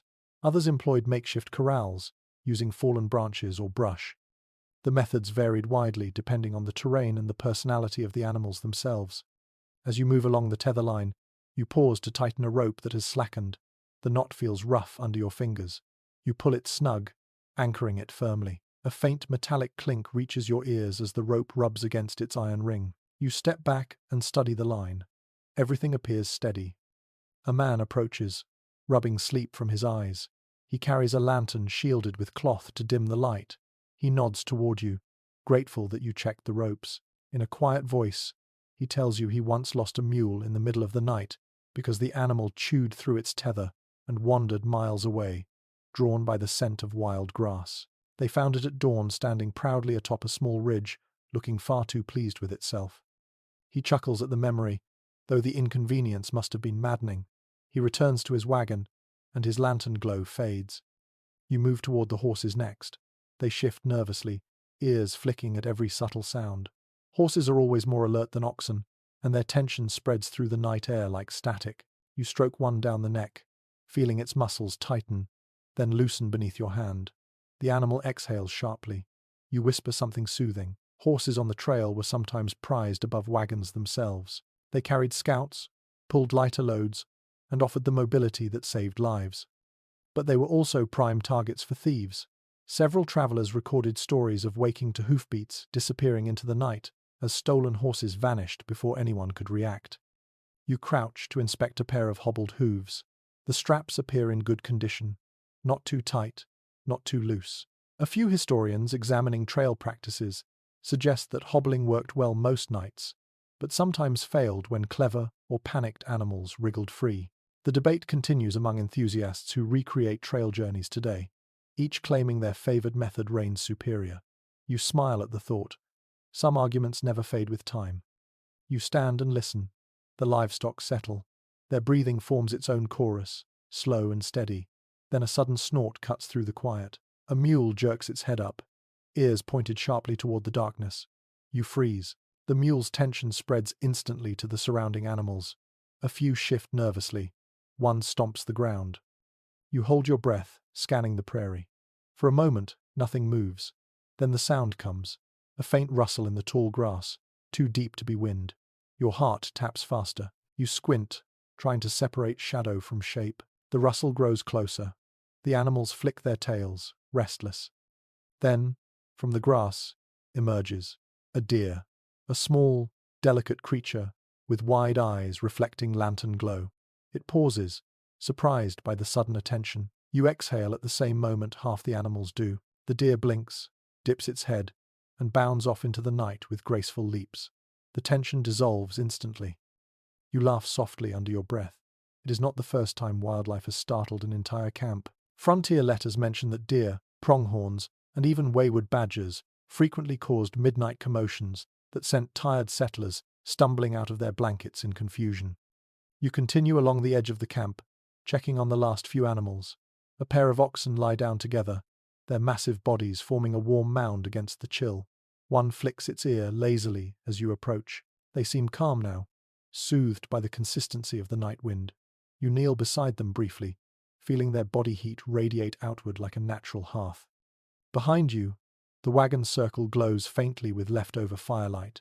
People sleep in clusters, their silhouettes still and peaceful. You realize now that watching over livestock was just another layer of keeping the entire group safe. Protecting them meant protecting your mobility, your food, your ability to continue westward. They were not just beasts of burden, they were partners in survival. A soft nicker drifts through the air, then the gentle grind of teeth as a horse chews on hay. The night softens again. The prairie settles into its rhythm. You return to your bedding and lie down. The sounds of the animals remain steady, grounding, familiar. You pull your blanket up to your chin and let the night cradle you once more. The livestock continue their quiet chorus, and the knowledge that they are safe allows your eyelids to grow heavy. Sleep returns to you slowly, carried on the warm exhale of the animals you helped protect. You drift back from sleep once more as the night reaches its deepest blue. The camp has fallen completely into silence, except for the soft rustle of grass and the gentle breathing of animals. You sit up slowly, stretching your neck, and your gaze moves instinctively to the spot beside your bedding where your rifle rests. Even now, half awake, you feel its presence like an extension of your hand. Out here on the Oregon Trail, weapons were not symbols of bravado. They were quiet companions that settled alongside every traveler at night, not out of violence, but out of caution. You reach for the rifle, checking by touch rather than sight. The wood feels cool, the metal cold against your fingertips. You set it back down gently. In the dim moonlight, it looks almost peaceful. Many settlers wrote about tucking weapons within arm's reach before drifting to sleep. They did so instinctively, as though placing a protective boundary between themselves and the unknown. This habit became so ingrained that even travelers who rarely fired a shot kept their rifles beside their blankets as naturally as one might set a pair of slippers by the bed. A bit of trail wisdom passed between seasoned migrants said that a rifle poorly placed was more dangerous than one not carried at all. A misplaced firearm could be kicked, stepped on, or knocked loose by a startled sleeper. You test that thought now, nudging your rifle slightly closer so it lies parallel to your body. The weight of it offers a strange reassurance. You glance across the camp. Others have done the same. You see the faint silhouettes of rifles resting against wagon wheels, tucked under blankets, laid across saddles. Even those who preferred pistols kept them within fingertip distance. You watch a man nearby shift in his sleep, his hand brushing the butt of his pistol as naturally as if he were reaching for a familiar comfort. Not all weapons were brandished with confidence. One settler's recollection describes how her husband slept with his rifle, loaded but uncapped, terrified it might discharge if he rolled onto it. Another traveler admitted he kept his gun empty until sunrise because the idea of fumbling a loaded weapon in the dark frightened him more than any predator. People improvised their own rules, each believing their method was safest. You pick up your rifle again, polishing a small patch of dust from the stock. As you run your thumb along the metal, you recall something you once read. Some families argued each night about whether their weapons should stay loaded or remain empty until needed. Those in favor of loading them insisted that danger came too quickly to waste time prepping a gun. Others argued that fatigue and darkness made accidents more likely. Experts today continue to explore how common firearm mishaps were along the trail, though most agree they occurred more frequently than pioneers wanted to admit. You ease the rifle back onto the ground, aligning it carefully. Then you rise and take a quiet stroll around the wagon circle. As you pass the central fire pit, you notice a man seated near his sleeping children. He is awake, sharpening a knife with slow, deliberate strokes. The sound is rhythmic, scraping softly in the dark. You ask if everything is all right. He smiles wearily and explains that sharpening the blade keeps his nerves steady. He says he rarely needs it, but keeping it ready makes the night feel bearable. His honesty lingers with you as you move on. Near the eastern edge of camp, you spot a woman checking the powder horn tied at her waist. She opens the small wooden plug, shakes it lightly, then returns it to her belt. When she catches you watching, she shrugs and says she keeps the horn close because she once heard a noise so strange that she nearly convinced herself the prairie had swallowed someone. Rechecking her supplies helped her feel grounded. You nod, understanding the sentiment. People needed rituals out here. Rituals made the unpredictable feel manageable. You return to your bedding and sit on the blanket's edge, crossing your legs. The stars glitter quietly overhead, sharp and cold. The wagon circle creaks occasionally as cooling wood contracts. You reach out and adjust your rifle again, feeling its weight. For a moment, you imagine yourself centuries later in a warm room, laughing at how tenderly people once handled such weapons. But here, in this expanse of lonely nighttime prairie, caution feels like respect, not paranoia. The prairie wind picks up. It rustles your hair, ripples across your blanket, and whistles faintly through the wagon spokes. The sound carries with it the memory of a story shared earlier in the journey. A family woke one night to find their weapons missing, stolen by a thief who slipped through camp under cover of darkness. They retrieved them the next morning only because the thief dropped them while fleeing. Whether this tale is entirely true or embellished by frightened imagination is uncertain, but it stays with you as you lie back down. You rest one arm across your stomach and let your other hand hover near the rifle. You do not grip it, only maintain nearness. The presence of it anchors you. It draws a thin line between vulnerability and preparedness. It reminds you that the trail holds both danger and promise, and travelers slept between those two truths every single night. A soft noise pulls your attention outward, the faint clinking of metal. You turn your head and see a young guard adjusting his revolver as he prepares for his watch rotation. He handles it carefully, almost respectfully. As he passes your spot, he raises two fingers in a quiet greeting. You return the gesture. You feel yourself easing back into sleep, that slow slide where thoughts loosen and drift apart. You curl your blanket closer around your shoulders. Your breathing steadies. Your fingers rest near the rifle, not in fear, but in a habit born from the prairie's vast uncertainty. Here, under an endless sky, the settlers learned that peace and threat lived side by side, and so, like them, you keep your protection close, letting its familiar weight watch over you, while your mind finally gives in to the night. Your eyelids grow heavy, the camp drifts into stillness, and with your rifle resting quietly beside you, you slip into sleep's waiting arms. You wake to a shift in the air, a subtle tremor that threads itself through the canvas, whispers of night. The temperature has dropped, the wind has changed direction, and in the distance, something low and rumbling rolls across the plains, like a warning spoken in a language older than memory. You sit up slowly, rubbing your arms, and realize that tonight the settlers' greatest enemy is not an animal, nor a stranger, nor the vastness of the prairie. It is the weather. Storms on the Oregon Trail were unpredictable, dramatic, and occasionally terrifying. You look up at the sky and see clouds gathering like dark sails drifting across the moon. The stars dim behind them. The air tastes metallic, charged with the faint promise of lightning. You wrap your blanket tighter around your shoulders and scan the camp. Others are beginning to stir too, instinctively sensing the change. A woman hurries to pull a wagon flap tight. A man begins piling loose gear under a canvas sheet. Someone whispers anxiously that storms out here form faster than people expect. A detail often mentioned in pioneer letters describes how travelers could watch a clear sky fill with lightning in minutes, as though the heavens simply flipped from calm to chaos without warning. You hear that history echoed in the nervous shuffling of the camp now. You stand, dust brushing from your blanket, and step out into the wind. It pushes against your face with rising insistence.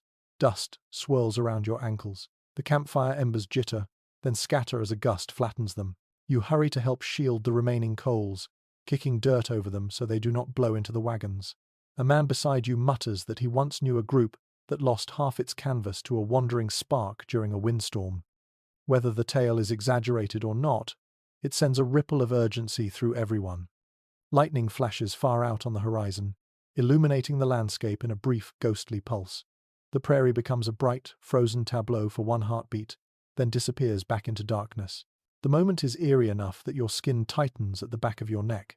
Settlers often wrote that storms at night felt supernatural, as though the land itself was speaking with a rumble deep beneath the grass. Some researchers examining these accounts note that travelers interpreted weather not just as climate, but as omen. You bend to secure your bedding, now flapping angrily in the rising wind. You roll it quickly and tuck it beneath your wagon, weighing it with a stone. The wind moans through the spokes like a low, hollow whistle. It's a sound that makes you draw in your breath. For a moment, you imagine the settlers who faced storms without even the shelter of wagons, those who traveled early in the season or ended up stranded on ridges. The thought sends a small shiver through your spine. Your attention snaps to the livestock as a horse whinnies sharply.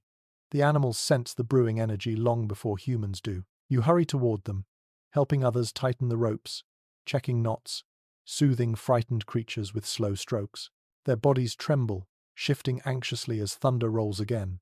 One ox bumps into another, making the whole line jostle. A boy runs forward, calling out to calm them. You can hear the strain in the animal's breathing, the small huffs of fear mixed with irritation. Wind tears at the wagon covers now. The fabric snaps like sails caught in a storm at sea. A sheet flaps loose, and you help a woman retie it, your fingers fumbling as lightning flashes again. Closer this time. She thanks you breathlessly. Her hair whips across her face. You both duck instinctively, as the thunder answers a few seconds later, louder, nearer, like a giant exhaling. You follow her glance toward the horizon.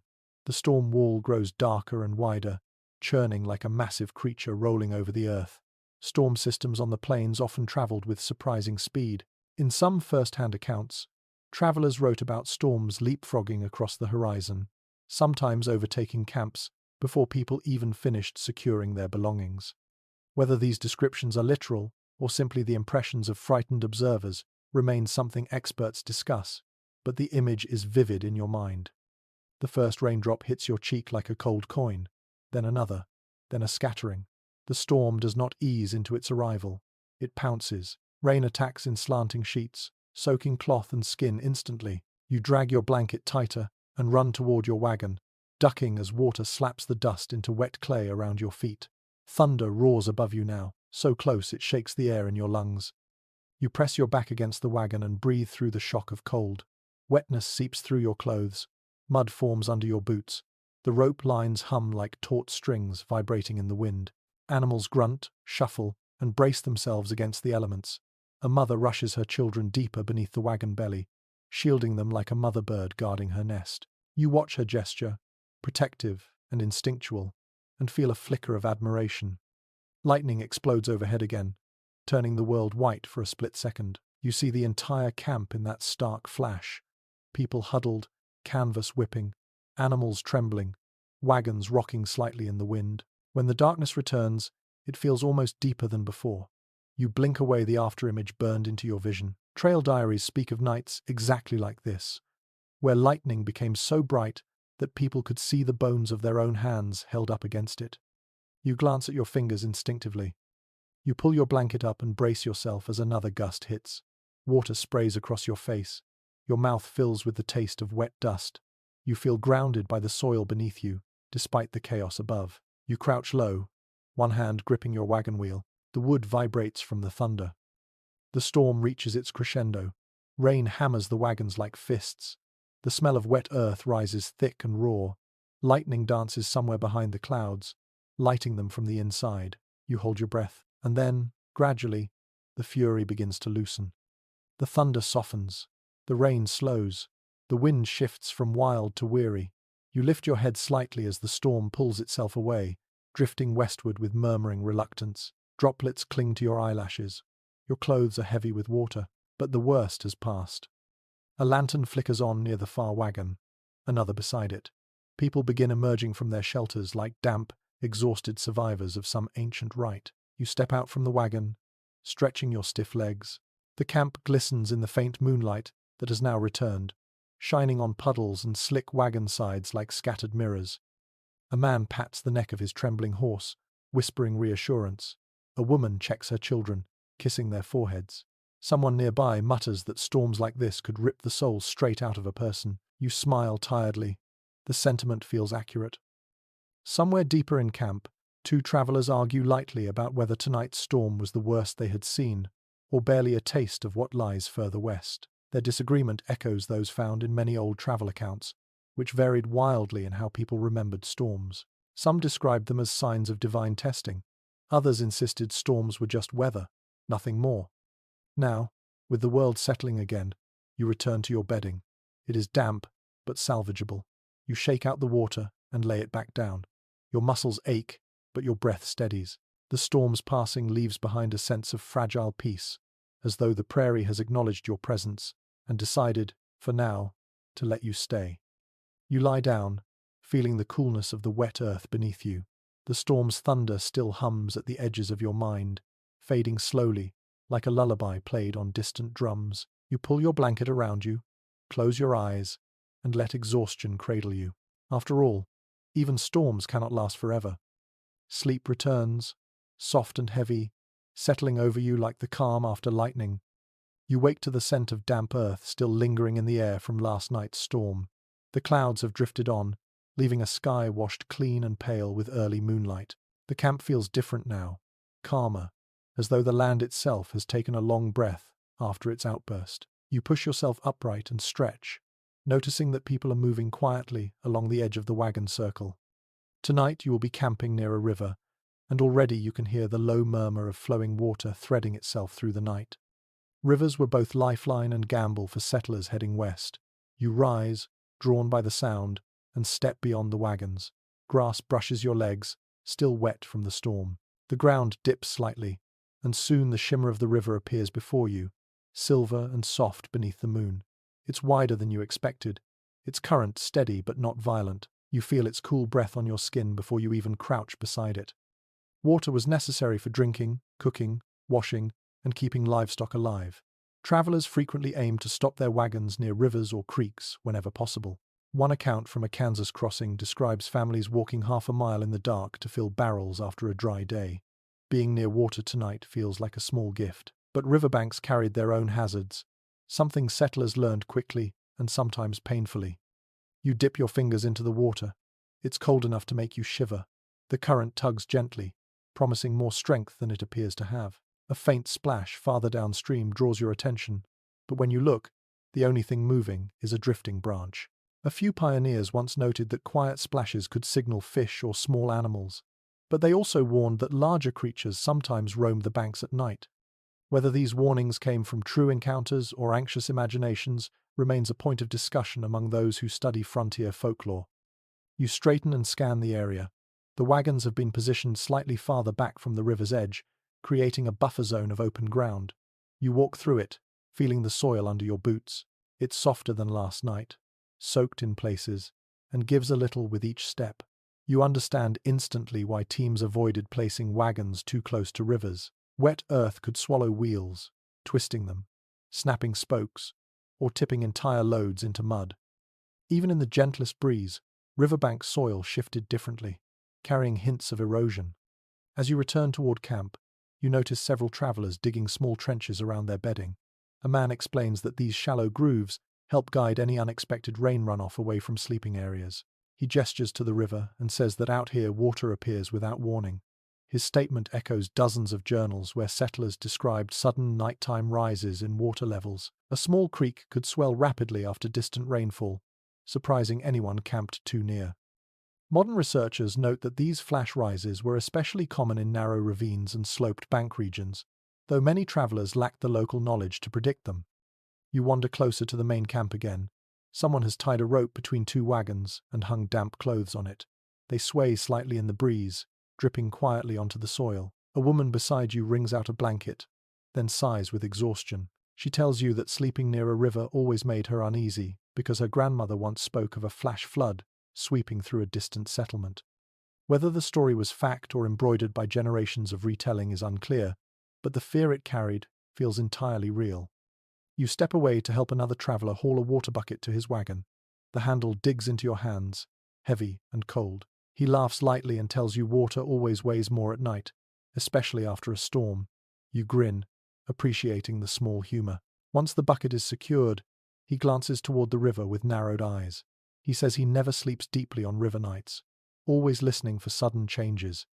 His instinct, shaped by experience, reminds you how people on the trail came to sense subtleties in nature that modern travelers easily overlook.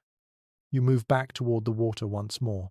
The river's song is hypnotic, almost lullaby-like. You kneel at the edge, trailing your fingertips along the surface. Tiny ripples form around your hand and drift outward.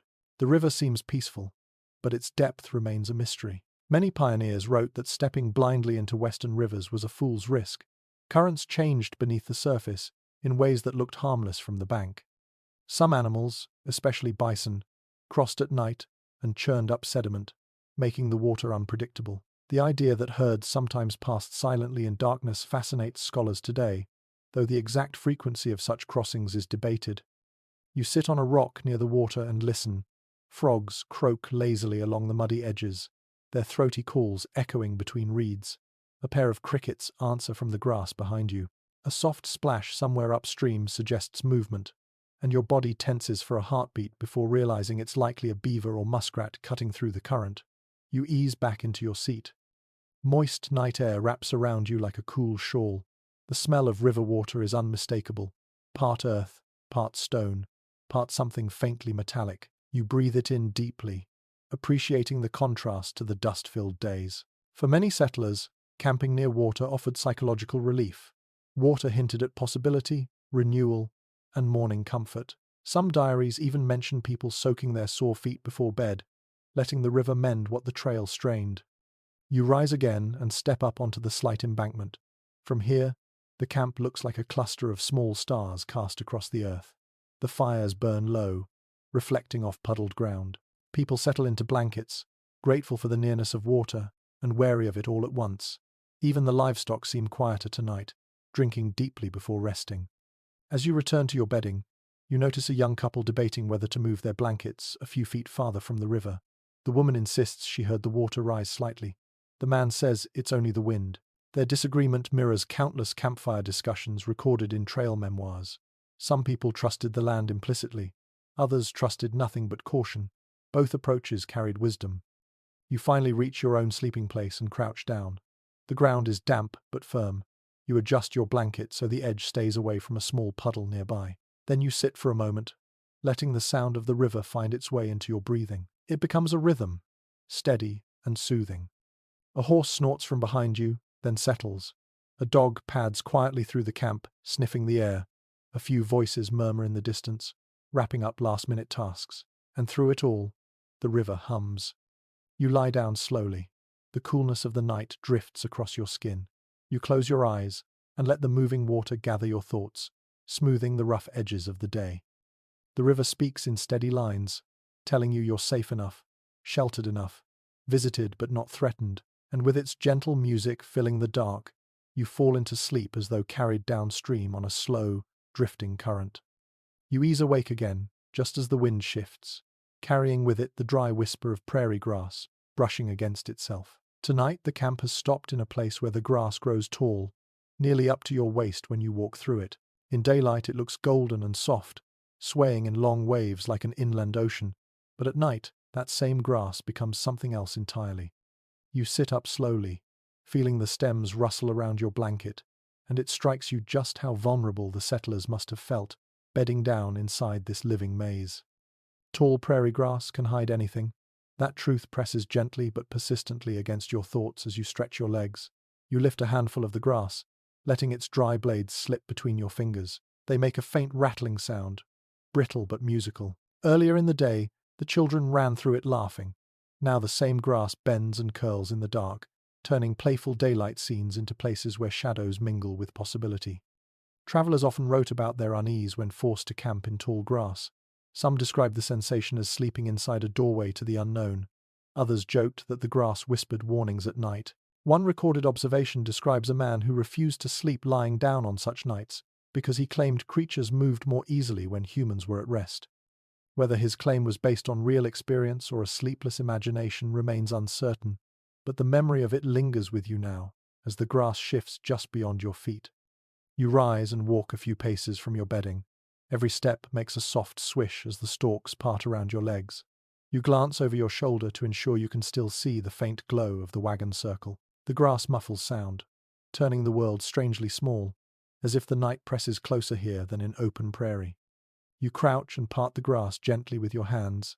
The stems tickle your fingers before snapping softly back into place. In some accounts, settlers explained how tall grass could conceal small predators or wandering cattle. They spoke of hearing rustles during the night and imagining wolves or prowlers, only to discover in the morning that a stray calf had wandered past their blankets. Modern readers may smile at that, but the fear in those moments was real. A sudden ripple in the grass pulls your attention sharply to the right. You freeze, ears pricking. For a few seconds, everything goes still. Then the grass sways again, slower this time, almost lazy. A rabbit darts out and bolts away in zigzag leaps. You exhale, your heartbeat settling. You laugh quietly at yourself, realizing how easy it is to let the darkness amplify every small disturbance. You stand again and head toward where a few travelers are gathering near a low fire. Their silhouettes flicker as the flames breathe. The fire here is smaller than usual, kept low on purpose. One woman explains that tall grass creates a risk of fire spreading, so flames must be tamed and watched carefully. This aligns with accounts where settlers painstakingly cleared a ring of bare earth around fires when camping in dense vegetation. No one wanted a stray spark igniting a prairie blaze that could sweep across miles. A man crouches near the fire, poking at the embers.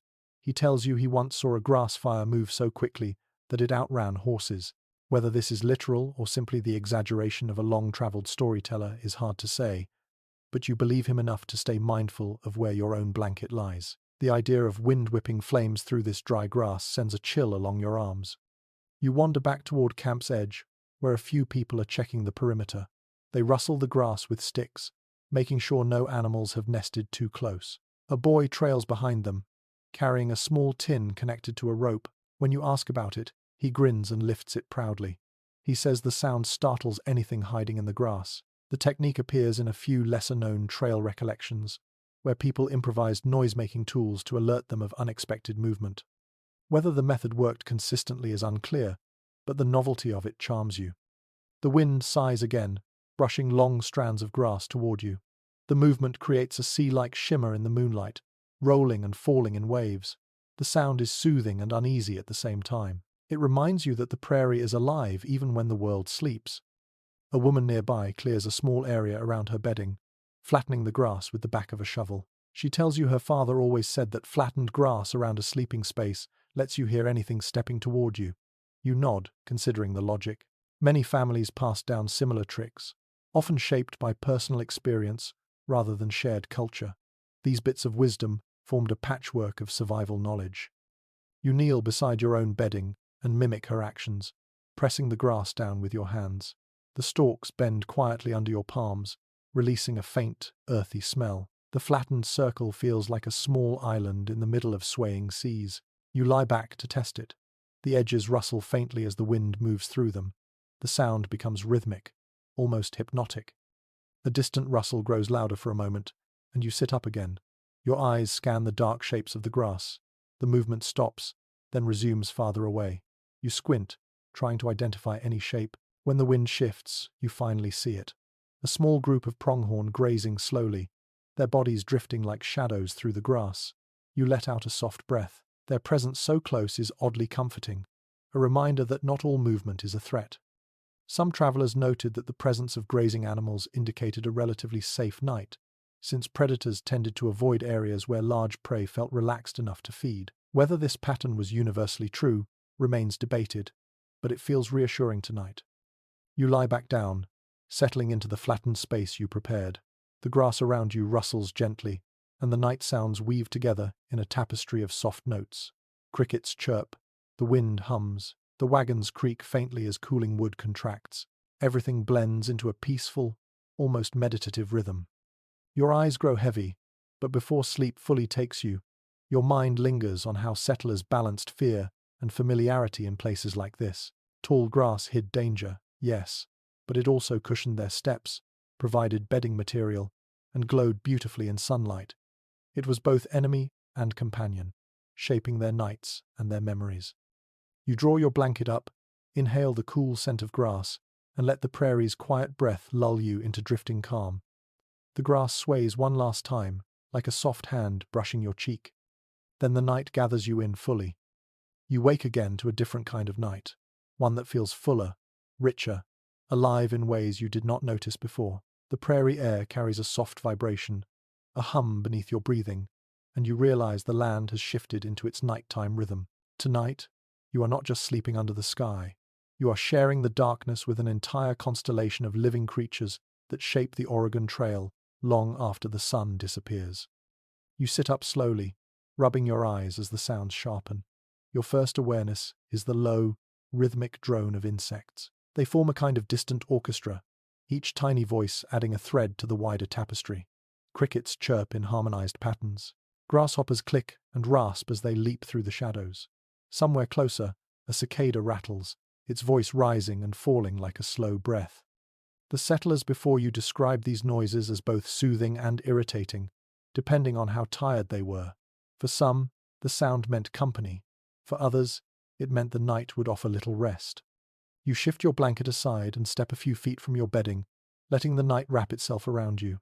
A warm current of air carries the smell of wild sage and something sweet you can't quite name, perhaps blooming prairie flowers, lingering even this late. Some diaries from the journey mention travelers stopping mid-walk just to breathe in the unexpected perfume of night-blooming plants. The prairie never stopped surprising them. You look toward the darker edges of camp and notice faint shapes moving. At first you think they're shadows. Then you see the slow, deliberate movement that betrays animal life. A small herd of bison grazes just beyond the firelight, their heavy silhouettes outlined in moon silver. They move with surprising quiet for creatures so massive. Their presence feels ancient, like watching the earth itself shift positions. You stay very still, barely even breathing. Bison were both blessing and danger for people on the trail. They represented potential food and materials, yet a startled herd could trample camps or scatter livestock with terrifying speed. One traveler once wrote that the ground trembled when a herd ran, as though the world itself were rolling toward us. Some modern researchers believe these accounts may exaggerate the trembling, though many agree that hundreds of hooves hitting packed soil could indeed shake the earth underfoot. Tonight, though, the bison are peaceful, grazing with slow, patient movements. Closer to camp, you spot tiny flashes of light blinking across the grass. Fireflies, dozens of them. They rise and fall like floating embers, drifting lazily between blades of grass. Their glow is soft, warm, rhythmic. They seem to breathe with the land. You crouch low, watching one hover near your hand. For a moment, time dissolves. You think of settlers whispering to their children about night stars that learn to fly, a phrase you once read in a woman's journal from 1852. It echoes here, glowing faintly in your memory. Then a coyote howl rises from somewhere in the distance, long and wavering. It sends a ripple through the camp. You straighten, listening. The howl is eerie but not menacing. It's a voice staking a claim to this shared darkness. After a pause, another howl answers, then a third. The calls overlap like a chorus of mournful flutes. Several pioneers wrote about lying awake with coyotes singing their nighttime ballads, unsure whether to feel fear, awe, or pity. Some believe the animals called to each other out of loneliness.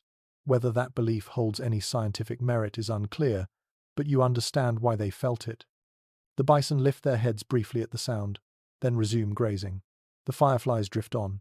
You turn slightly as a soft splash comes from the riverbank, probably a beaver or muskrat slipping into the water.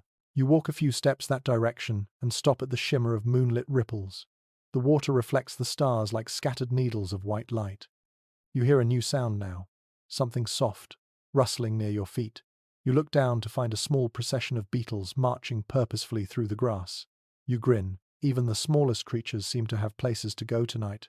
Accounts from travelers occasionally describe beetles invading bedding, nibbling crumbs or crawling across sleeping faces. Some families placed shoes upside down to keep out insects. Others shook blankets meticulously before lying down. These stories remind you how close humans live to nature on the trail, with very few boundaries between themselves and the earth. You stretch your arms and look toward the far side of camp. One person is awake, tending to a faint ember glow. Perhaps they couldn't sleep. Perhaps they volunteered to keep an eye on the animals. You begin to walk toward them but pause midway as another sound rises behind you. It's a deep, rhythmic grunt, steady and powerful. You turn quickly, thinking for a moment it might be something dangerous. But no, it's only a mule snoring. You bite back a laugh. Snoring livestock appear in several light-hearted accounts from the trail, where travelers joked that animals slept louder than people. One woman wrote that her family's mule snored with the determination of a full-grown man who had earned the right. It's a charming detail you carry with you as you watch the mule twitch in its sleep, kicking at non-existent flies. A wind gust passes through, warm and thick with the smell of grass. You close your eyes and let it wash over you. The night has become an organism of its own, full of breath and pulse and movement. Out here, darkness does not silence life. It awakens it. As you walk back toward your bedding, the prairie music grows smoother. The insects keep their rhythm. The bison move away, their shadows fading. Coyotes call softer now, as though easing into rest. Even the fireflies seem to drift slower, glowing lazily above the earth. You lie down again, pulling your blanket close. The ground is cool but comforting. You nestle into your bedding and let the night settle over you like a warm shawl. The sounds blend into a single whispering harmony that grows lighter, gentler, as your heartbeat slows. Your eyes flutter. The prairie shifts once more, this time to cradle you. And with the wildlife around you singing its soft nocturnal lullaby, you glide into sleep, woven into the living tapestry of the night. You stir from sleep to the uneasy sound of someone coughing nearby, a harsh, rasping cough that cuts through the soft nighttime hum. It is not loud, but it has weight to it, the kind that makes everyone within earshot subconsciously turn their head. Illness on the Oregon Trail was never trivial. You sit up slowly, pulling your blanket around your shoulders as your eyes adjust to the dim glow of a rekindled ember bed. Shadows sway across canvas and grass. A small cluster of travelers gathers near one of the wagons. You rise and walk toward them quietly, your feet brushing through the cool, flattened grass. A woman kneels beside a sick companion, her hand pressed to his forehead. From where you stand, you can see the sheen of sweat on his skin, even in the faint firelight. His breathing is shallow, uneven, filled with the soft rattle of exhaustion. Sickness changed everything about how a camp settled at night. People who might normally spread out kept closer. Tasks were rearranged. Caution rose like a tide. One pioneer memoir notes that when someone fell ill, the entire wagon line felt the shift, as though a taut rope had been plucked. That truth rings through the camp now. You can sense the heightened awareness, the slight tension, the way people move with quieter urgency. You crouch beside the group, offering space but ready to help. The woman tending the sick man dips a cloth into a small basin of cool water. She wrings it gently, then presses it against his forehead. The gesture is slow, steady, familiar. Many settlers carried only the simplest remedies: cool cloths, herbal teas, and whatever supplies they could barter for along the way. Medicines were precious, and actual cures were rare. Most treatments relied on comfort and hope. The man coughs again, shoulders tightening with the force of it. You wince slightly. A well-preserved detail from trail journals describes how coughs at night often echoed more sharply than during the day. Something about the open darkness magnified every sound, reminding travelers how fragile the human body could be when placed in a land so indifferent. A young boy approaches, carrying a wooden cup of water. His hands shake slightly as he offers it to the woman. She smiles softly, takes it, and helps the sick man sip slowly. You notice the boy's eyes flick toward the shadows beyond the wagons, as though illness might invite danger from outside as well. Fear on the trails often came in layered forms, wrapping itself around both the physical and the imagined. You shift your weight and sit down properly in the grass, folding your legs beneath you. The earth feels cool and damp against your palms. A man beside you murmurs that the patient fell ill earlier in the day after drinking from a muddy stream. Whether that is true or a guess, you cannot tell. Clean water was a constant concern, and contamination took many travelers by surprise. Some letters from the period describe entire families dizzy with fever after trusting a seemingly harmless creek. As you listen, another woman squats beside the sick man, holding a pouch of dried herbs. She crushes a small handful between her palms, releasing a bitter scent into the air. She explains that a tea made from these leaves might ease his breathing. You nod, thinking of how herbal knowledge traveled westward through families, borrowed from native traditions, or passed along by those who had learned from necessity. Researchers today continue to study how much of that knowledge was accurate, and how much was shaped by trial, error, and the desperate desire to help. The wind shifts, carrying the smell of wet soil and the faint tang of sickness. You wrap your blanket a little tighter. A few more travelers emerge from their bedding, drawn by the sound of the cough. They keep respectful distance, but watch with concern. Illness threatened everyone, especially in close quarters. Even a minor fever could slow a wagon line, or force a family to stay behind until the patient improved. A young mother holding her infant steps closer and asks if she can help. She looks anxious, her gaze flicking between the patient and her child. Another woman gently encourages her to keep back just enough to avoid unnecessary exposure. You see the mother hesitate, then step away reluctantly, cradling her baby closer. That balance between compassion and caution must have been one of the hardest parts of trail life. You turn your attention back to the sick man. He groans softly, shifting his weight. His skin glistens in the emberlight. The woman tending him wipes his forehead again, murmuring soft encouragement. Her voice is low, rhythmic, almost like a lullaby. For a moment, you see how care itself became a nightly ritual on the trail, one that required patience more than skill. Someone hands you a small kettle to hold while they pour warm water into it. The steam rises, carrying the sharp scent of brewed herbs. The mixture darkens gradually, forming a rough tea meant more for relief than cure. You pass it carefully to the caretaker, who helps the patient drink. He grimaces at the taste, but a few sips do seem to ease his breathing. You glance upward, noticing how the clouds drift across the moon. The light softens and brightens in intervals, It gives the night a shifting, uncertain rhythm that mirrors the worry settling across the camp. One traveler mutters that this illness reminds him of a fever that once swept through another wagon train ahead of them. Whether he is recalling fact or feeding fear remains unclear. People often blended memory with rumor when speaking about sickness on the trail. A dog pads into your circle now, sniffing cautiously at the air. You gently wave it back. Animals sensed distress and often came to investigate. Some settlers believed dogs could detect fevers through smell alone. While this idea lacks firm evidence, it is one of those small frontier beliefs that still sparks curiosity among historians and enthusiasts today. As the minutes pass, the patient settles into a shallow but steadier rhythm of breathing. His cough becomes less violent. The caretaker releases a slow breath of relief. You sense the camp collectively relaxing, though no one fully lets their guard down. In this environment, a single night's illness could become tomorrow's crisis. You rise briefly to fetch more water for the basin. The river nearby reflects the moon in trembling streaks of light. The water feels icy on your hands as you fill the wooden bowl. When you return, the caretaker thanks you softly and continues tending to the patient. You kneel once more, watching the scene quietly.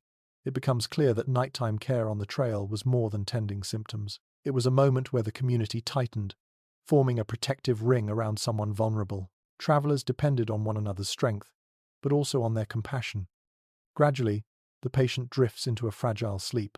His chest rises and falls more evenly. The caretaker gently adjusts the blanket around him and brushes damp hair from his forehead. Her hands move with exhaustion but also resilience. You feel the profound weight of what it meant to care for someone under the open sky, miles from any doctor, relying only on warmth, water, herbs, and human presence. The camp grows quiet again. Conversations soften. People return slowly to their bedding. The night resumes its steady rhythm, as though the land has acknowledged the struggle and decided to give the travelers a moment of rest. You settle back into your own blankets, breathing deeply. The smell of herbs still lingers in the air. The distant flow of the river whispers its constant music. A few crickets resume their song. Your eyes grow heavy. You let the night close around you once more, carrying with it the fragile promise that the dawn will come, and with it, a chance for healing. Sleep finds you gently, wrapping itself around the worry that still flickers at the edge of your thoughts. You are drifting in that soft space between waking and dreaming when a sudden shuffle breaks the night's rhythm. Not loud, just wrong, a sound out of place. You open your eyes slowly, letting them adjust to the dim wash of moonlight. The camp lies still, but you sense movement at the far edge of the wagon circle. Not from an animal this time, not from wind or settling canvas, something else. You sit up, blanket slipping to your lap. Shadows ripple across the tall grass and low fire glow. A figure stands just outside the circle, not quite hidden, not quite revealed. Your pulse quickens before you remind yourself that night visitors on the Oregon Trail were not always threats. Sometimes they were traders, lost travelers, scouts, or curious wanderers drawn by firelight. That reminder steadies you, a little. You rise quietly and step toward the center of camp, where a couple of others have noticed the silhouette as well. A lantern flickers to life, held low, its glow trembling across the grass. The figure steps closer. You tense reflexively, feeling every muscle brace, until the stranger lifts both hands in a slow, open gesture. You exhale, a respectful greeting, universal in meaning, even in vast open country. As the stranger enters the soft halo of lantern light, you notice his clothing, worn, patched, dust-covered. An older man, perhaps, carrying a bedroll across his shoulder and a small wooden staff. His eyes look tired rather than threatening.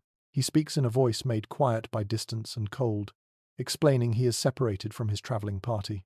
The words come slowly, shaped by exhaustion. You can feel the camp's tension loosening with each sentence.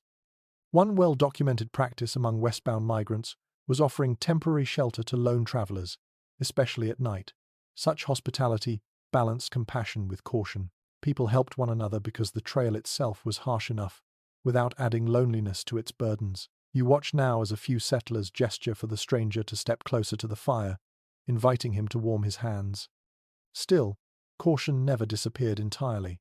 A man discreetly positions himself near a wagon wheel, close enough to intervene if needed. A woman holds her child nearer, not out of fear but prudence. These small protective gestures reflect the unspoken rule of the road. Help those who need it, but remain alert. You study the stranger a moment longer. His shoulders sag in clear relief as he nears the fire and stretches his palms toward the heat.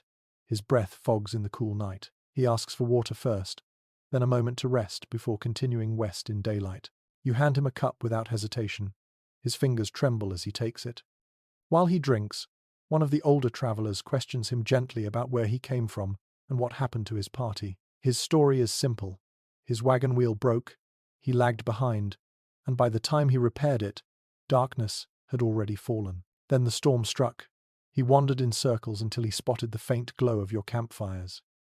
As he speaks, you notice how the group listens intently, weighing tone and detail. This kind of quiet evaluation was common on the trail. People had to judge character quickly, not harshly, but realistically. In some journals, pioneers mention entire evenings spent deciding whether a night visitor's story made sense before allowing them to stay near the wagons. While the stranger finishes his drink, an older woman prepares a small bundle of bread and dried meat for him. She does so calmly, as though feeding a newcomer is as natural as warming her hands by the fire. Her kindness draws a faint smile from the man, one filled with gratitude more than joy. A curious detail preserved in a few accounts is that nighttime visitors sometimes carried news from farther up the trail. This man is no exception. After catching his breath, he tells you about a fallen tree blocking the path 2 days west, and a river crossing that has become muddier than usual. He adds that another wagon train is traveling several miles ahead, slowed by illness. His voice dips when he shares that last part, as though sorrow itself traveled with the message. You watch the faces around you shift. Information like this helped parties prepare for hazards long before they encountered them. The idea that the night can deliver warnings or guidance feels fitting, almost poetic. Then the stranger grows quiet. He presses a hand to his temple briefly, showing signs of fatigue. You gesture toward a spot near the fire where he can rest. At first he hesitates, apologizing for imposing, but a nearby settler shakes his head and tells him plainly that no one should sleep alone on a night like this. The stranger's expression softens. The wind rustles the grass again, and you glance outward instinctively. Something about this moment reminds you of accounts where travelers misjudged visitors out of fear. Some stories described how people believed any unknown figure at night carried ill intent, when often the truth was far simpler. People were lost, cold, or desperate for companionship in an enormous landscape. Modern scholars examining these narratives point out how fear and misconception shaped trail interactions just as much as geography and weather. The stranger lies down with his bedroll near the fire, stretching out slowly as though every bone is weary. After a few minutes, his breathing evens into a shallow but steady rhythm. Someone drapes a spare blanket over him. Another checks the livestock again, just in case the disturbance unsettled them. The camp relaxes. You walk back to your bedding, feeling the cool earth beneath your feet. The lanterns are dimmed one by one, leaving only the faint glow of embers to light the camp. You lie down again and adjust your blanket, listening to the soft settling sounds of the group. Nearby, a couple whispers about the visitor, wondering aloud if his companions will find him tomorrow. You think of all the wanderers who crossed this land over the decades, leaving behind stories lost to time, remembered only in fragments. The trail was full of paths crossing and parting again, like rivers that meet briefly before flowing onward. You close your eyes and breathe deeply. The night visitor sleeps peacefully now. The camp has accepted him for the moment, as the trail often required humans to accept each other. The prairie exhales around you. The grass stirs. The stars shimmer. And as you sink slowly back into sleep, you feel the weight of shared humanity settle gently over the camp, binding strangers and companions together beneath the endless western sky. You drift in and out of shallow sleep until a soft debate rises near the center of camp, not heated, but insistent enough to tug you fully awake. You rub your eyes and push your blanket aside. The embers of the main fire glow like tiny suns scattered across dark soil. A few figures stand around it, arms folded, heads tilted toward one another. Even before you get close enough to hear their words, you already know tonight's topic, whether the campfires should be left burning low or extinguished completely. This discussion happened in almost every wagon train, almost every night. Fire was friend and foe at the same time, a source of warmth and comfort, but also a beacon that could draw unwanted attention. You step closer, your footsteps soft in the cool grass, and join the small circle of half-awake settlers weighing tonight's choice as though it were a matter of strategy, superstition, and personal comfort all braided together. A man gestures toward the dark prairie and insists the fires should be doused. He argues that keeping them glowing is like shouting into the night, announcing the camp's presence to anyone or anything wandering nearby. He recalls a night years ago when his previous party camped with bright fires, only to find tracks around their perimeter the next morning. He doesn't know what made them, but the memory still pricks at his nerves. You listen, imagining the unease of waking to footprints you didn't recognize. Across from him, a woman shakes her head. She says dimming the fires makes her feel exposed. She prefers a soft glow that lets her see the outlines of the wagons and the ground around her. She mentions that firelight keeps insects at bay, warms the sick, and soothes restless children. She lowers her voice when she adds that the dark makes her feel too alone. Night on the plains was a vast and heavy thing, and for many, a little fire softened its edges. You watch the shifting expressions around the circle. These are not just opinions. These are survival instincts rubbing against one another. You crouch near the embers and run your fingers through the dirt beside them. The earth is still warm, pulsing faintly with the memory of flame. Travelers often recorded debates like this in their journals, noting how choosing fire level became an unspoken vote on how safe the group felt. Some nights the fires burned tall and confident. Other nights they hid beneath blankets of ash. One older man clears his throat. His voice carries the tired patience of someone who has crossed much of the frontier already. He says that firelight does attract some attention, yes, but it also reveals movement. He prefers to see silhouettes approaching rather than rely solely on sound. His reasoning aligns with accounts where settlers claimed dim flames gave enough visibility to spot animals or people before they reached the circle. Yet even he hesitates to push for bright flames. The memory of prairies catching fire from stray sparks haunts anyone who has seen it happen. You glance toward the tall grass surrounding the camp. Dry, still recovering from last night's storm, but dry enough that a wayward ember might cause trouble. You feel both arguments tugging at your mind. Someone kneels beside the embers and sprinkles a handful of sand over the brightest part of the fire. The glow dims to a soft orange. Another quietly objects, saying that if the fires go too low, morning kindling becomes harder to ignite. Fire was precious, especially in cold or wet conditions. Rebuilding it from scratch cost both time and strength. A few settlers kept coals alive overnight by burying them under a layer of ash, creating a smouldering pocket that lasted until dawn. In some diaries, this method appears as a treasured trick learned from seasoned travelers or from native neighbors familiar with the land. A woman sitting nearby suggests a compromise. Let the fires burn low but not die completely. A faint glow, enough for warmth and visibility, but not bright enough to draw distant eyes. Her voice is steady, soothing. As she speaks, you notice the tension ease slightly in the circle. You shuffle a little closer to the fire and feel its warmth touch your knees. You remember reading one account where a family insisted that embers kept evil spirits away. Whether symbolic or literal, the belief reveals how deeply fire intertwined with emotion, tradition, and fear. Even now, leaning over the low glow, you understand why some settlers clung to that comfort in the dark. A breeze moves through the camp, teasing the embers into brief brightness. You shield your eyes. When the wind quiets again, the glow softens. The group falls silent for a moment. People glance around, weighing their comfort against their caution. The decision must be made collectively, not by any single hand. A younger traveler speaks next. His voice is unsure yet thoughtful. He explains that his mother always said a small fire is a sign of peace, a way of telling the land you pass through that you mean no harm. You find the idea unexpectedly beautiful. The prairie, after all, is not just geography. It is presence, and presence sometimes demands gentleness. Still, another traveler answers with an opposing view. A dim fire may comfort the living, but it hides dangers. He reminds everyone how shadows can play tricks, how a moving figure becomes harder to distinguish without steady light. He says he once heard rustling behind his wagon and could not tell whether it was a cow, a man, or the wind. Only the faint glow of a dying ember revealed a fox sniffing at a scrap of food. You shift your blanket and glance toward your own wagon, imagining such a moment. Fear, imagination, instinct, they mingle freely in the dark. You sense that the debate is nearing its resolution. People's voices soften, shoulders relax. The woman who proposed the compromise clears more space around one fire and begins gently spreading the embers into a broad, shallow circle. This lowers the flame without extinguishing its heart. A man joins her, using a stick to nudge glowing pieces apart.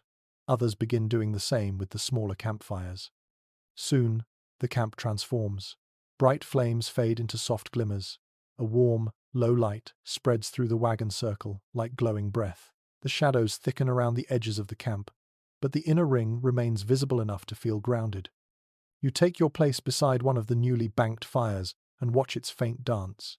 The orange glow pulses gently, steadying itself. It reminds you of a heartbeat, quiet, dependable, alive beneath the surface. The camp slowly returns to stillness. People drift back to their blankets. A few whisper final thoughts about the compromise. You lie down again, pulling your bedding around you, and let your gaze soften. Above you, the stars look sharper now that the fires are lower. The sky feels wider, deeper. You inhale the faint scent of cooling ash and night air. It is peaceful, yet alert. With the fires banked low, the prairie seems to listen more closely. But for now, you feel safe enough. The glow is gentle, the night is calm, and the decision made together feels balanced, wise, human. Your eyes close.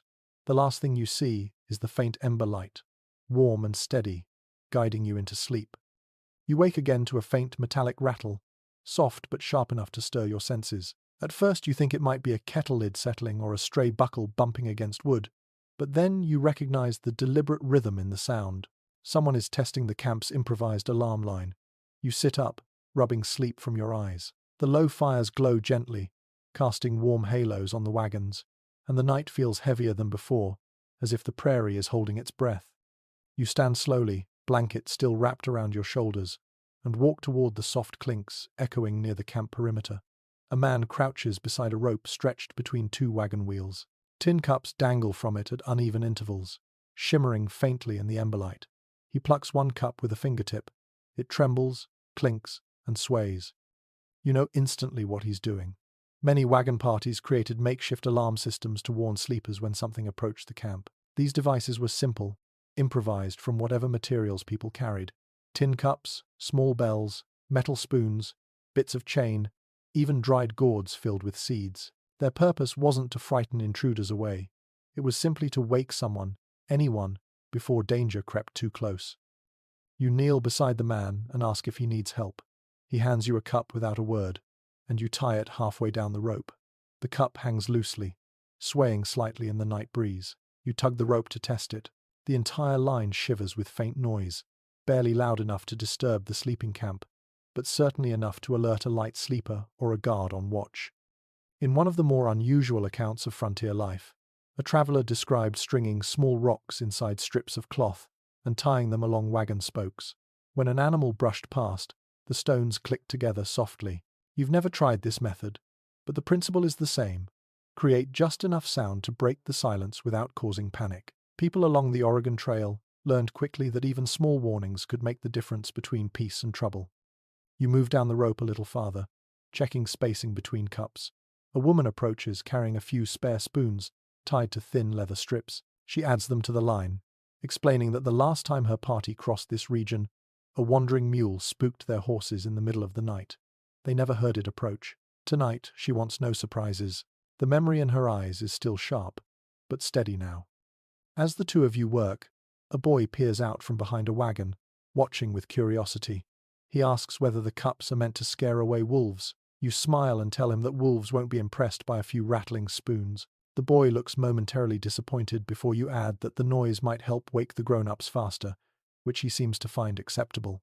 He wanders off, humming softly. You finish adjusting one of the leather ties and look out into the dark prairie. The tall grass shivers lightly under the moon, moving in graceful waves. You feel the vastness again, the way the world stretches beyond the firelight without boundaries. These alarms create small pockets of control, fragile but comforting. A couple approaches carrying a pile of dried sticks. They arrange them carefully into a stumble pile at a narrow gap between wagons, a crude but effective trick. If anything passes through that opening, the sticks will scatter with noise. A story told by one pioneer woman describes placing brittle branches around her bedding every night. When a curious cow stepped on them at dawn, she jumped awake, certain she was being trampled by a buffalo. Her husband laughed for days. Whether the tone of that memory was amusement or irritation is difficult to tell from the retelling. but you can imagine both. Another man joins you at the perimeter, tying a thin strip of metal to the ropes. He says that when the wind blows from the east, animals tend to wander closer. His observation comes from years of traveling westward, and his calm certainty adds a layer of reassurance to the task. You nod, reflecting on how much knowledge could be gathered simply from watching the land closely across months and miles. A quiet chatter begins among the small group now tending the alarm line. They compare stories of nights when they heard something brushing against the rope, only to discover it was a stray dog, a lost traveler, or a sleepy horse wandering away. One woman mentions that her uncle once tied string between tin plates and swore the clatter saved them from a mountain lion. Some modern researchers remain skeptical of how often predators actually approached camps, but the stories survived because the fear did. When the rope is fully lined with cups, spoons, and bits of metal, you step back and admire the odd little creation. It sways gently, clicking softly as the night breeze nudges it. This simple construction offers no true shield, no barrier, no warning loud enough to frighten anything away, but it offers alertness. And sometimes alertness is enough. You return to the center of camp, passing a few people setting up another kind of deterrent, a circle of stones with small gaps between them. If anything kicks the stones while creeping through, the sound will echo against the wagons. One traveler once called this the poor man's watchdog. You smile at the memory and at the creativity of people who made wilderness tools out of almost nothing. You settle onto your blanket again but remain sitting. You want to listen, to learn the difference between natural night sounds and alarm line warnings. The prairie hums steadily with insects. A horse shifts weight. A nearby ox grunts in its sleep. Then a breeze flows through the cups, creating a light tinkling like distant chimes. You breathe more deeply, calming as the pattern registers in your mind. Not long after, a faint clatter breaks the smooth rhythm. You jolt upright. So do two others. Your head snaps toward the rope. You see the cups sway sharply, struck by something moving through the grass. A tense hush falls over the camp. Your hand drifts toward your rifle, but you do not grip it, just prepare. The grass parts. A round shape emerges, waddling toward the wagons. A porcupine. Slow, oblivious, and completely harmless. It sniffs at the ground, bumps one of the sticks, and rustles away. For a moment, the group stares, hardly believing such a tiny creature caused such a spike of adrenaline. Then someone laughs quietly. Relief ripples through your chest, gentle and warming. Even fear can become a shared joke in moments like this. After the excitement fades, the camp returns to calm.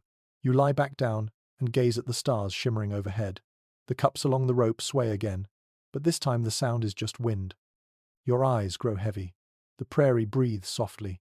The improvised alarms stand guard not as shields, but as conversation pieces between humans and the dark.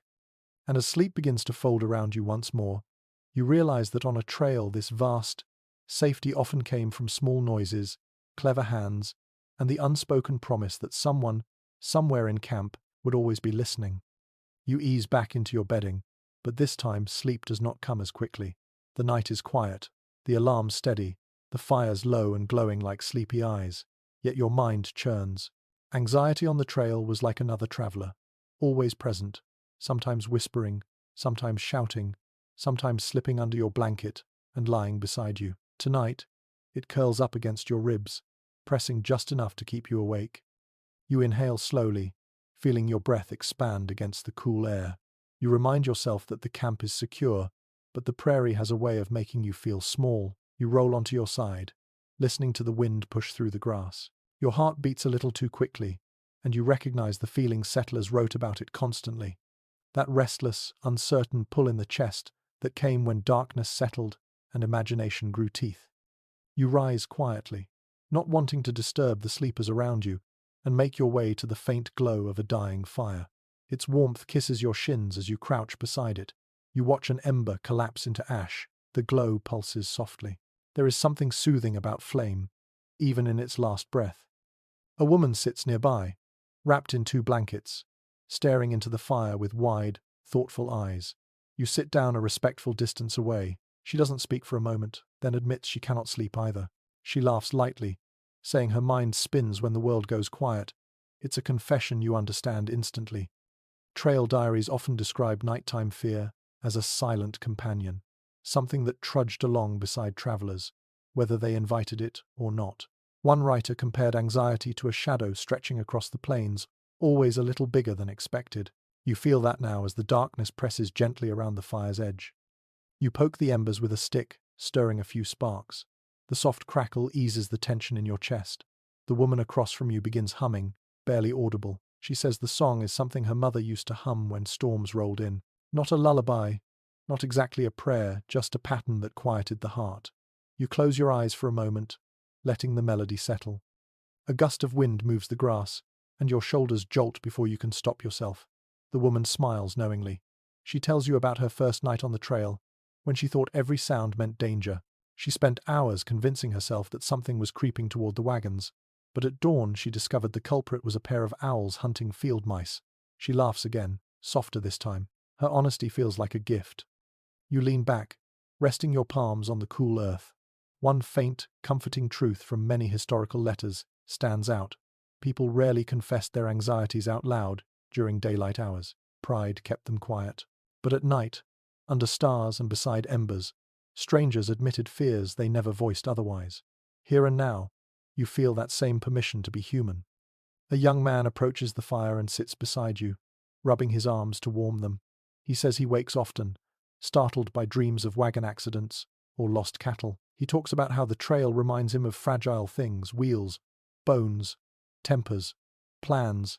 His voice trembles slightly. You listen, absorbing his worry as though it were your own. He is not ashamed, he is simply tired. You suspect everyone in the camp carries similar burdens, hidden in the quiet pockets between tasks. You lie back and look at the stars overhead. They blaze sharp and cold against the dark. A subtle fear slips through your mind. How small you are, beneath all that space. Many travelers wrote about the emotional weight of the sky, how its vastness both humbled and unsettled them. Some felt comforted by the constellations they recognized. Others felt dwarfed by their endlessness. Your reaction floats somewhere in between, awed, unsettled, alive. The woman finishes her humming and begins rearranging the blankets around her shoulders. She shares a memory about a man from her previous wagon train who claimed the secret to calming nighttime nerves was to name every sound he heard until each one became familiar. You smile at the idea, turning fear into a catalogue. You try it yourself. Wind in grass, horse snorting, canvas flapping, distant owl call, tin cup clicking on the alarm rope, your own breath. With each sound named, the pressure around your chest softens, loosens, becomes manageable. Maybe that trick has merit after all. You draw your knees up and wrap your arms around them. The man beside you begins tracing shapes in the dirt with his fingertip.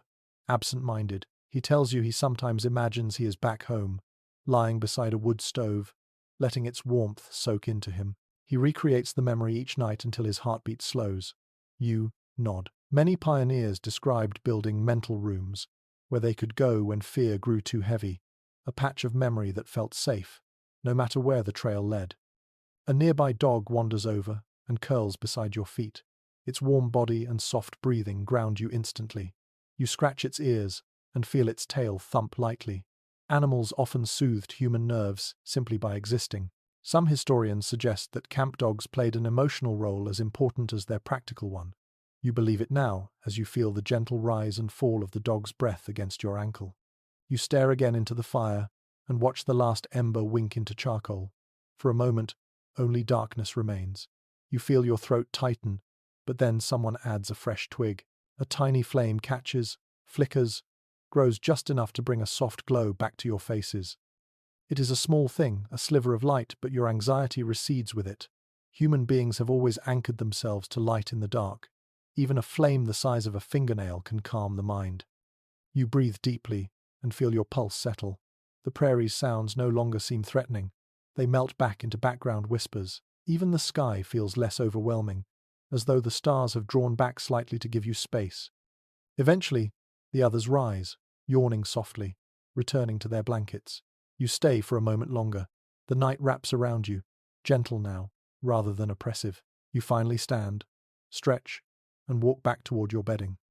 You lie down. The earth feels steady beneath you. Your breath flows easier. Your eyelids grow heavy. And this time, sleep comes without resistance, slow, warm, and unafraid. You drift awake to a soft, rhythmic huffing sound, followed by the faint tap of claws on packed earth. At first, in your haze, you think it might be a mule shifting or an ox stretching in its sleep, but then you hear the unmistakable low murmur of a dog, that gentle chuff that sits somewhere between a growl and a sigh. You open your eyes and find a pair of watchful canine shapes moving slowly along the inner edge of the wagon circle. Camp dogs, faithful, scruffy, endlessly alert. You sit up slightly, pulling your blanket around your shoulders, and watch as one of them pauses beside a sleeping traveler, sniffs the air, then moves on with quiet purpose. These animals were more than companions on the Oregon Trail. They were living night guards, early warning systems, and emotional anchors bundled in fur and instinct. You rise to a crouch, careful not to disturb others, and make your way toward the closest dog. Its ears twitch at your approach. You extend your hand slowly, letting it catch your scent. It wags its tail once slow, steady, then sits beside you as though you have been keeping watch together for years. Trail journals often mention dogs taking it upon themselves to patrol camp perimeters at night. Some were trained, many simply acted out of loyalty or natural vigilance. One family wrote fondly of a mutt named Copper, who never slept until the last child closed their eyes, then woke at the slightest movement beyond the wagons. That kind of devotion weaves itself into you as you sit beside the dog now, listening to its soft breaths. You rest your hand on its back. Its fur is thick, matted in spots, warm in others. A scar runs across its shoulder blade, proof of the rough life animals endured on the trail. The dog leans into your touch, but only briefly. Its ears perk, its body tenses. Then it stands again, alert to something you cannot hear yet.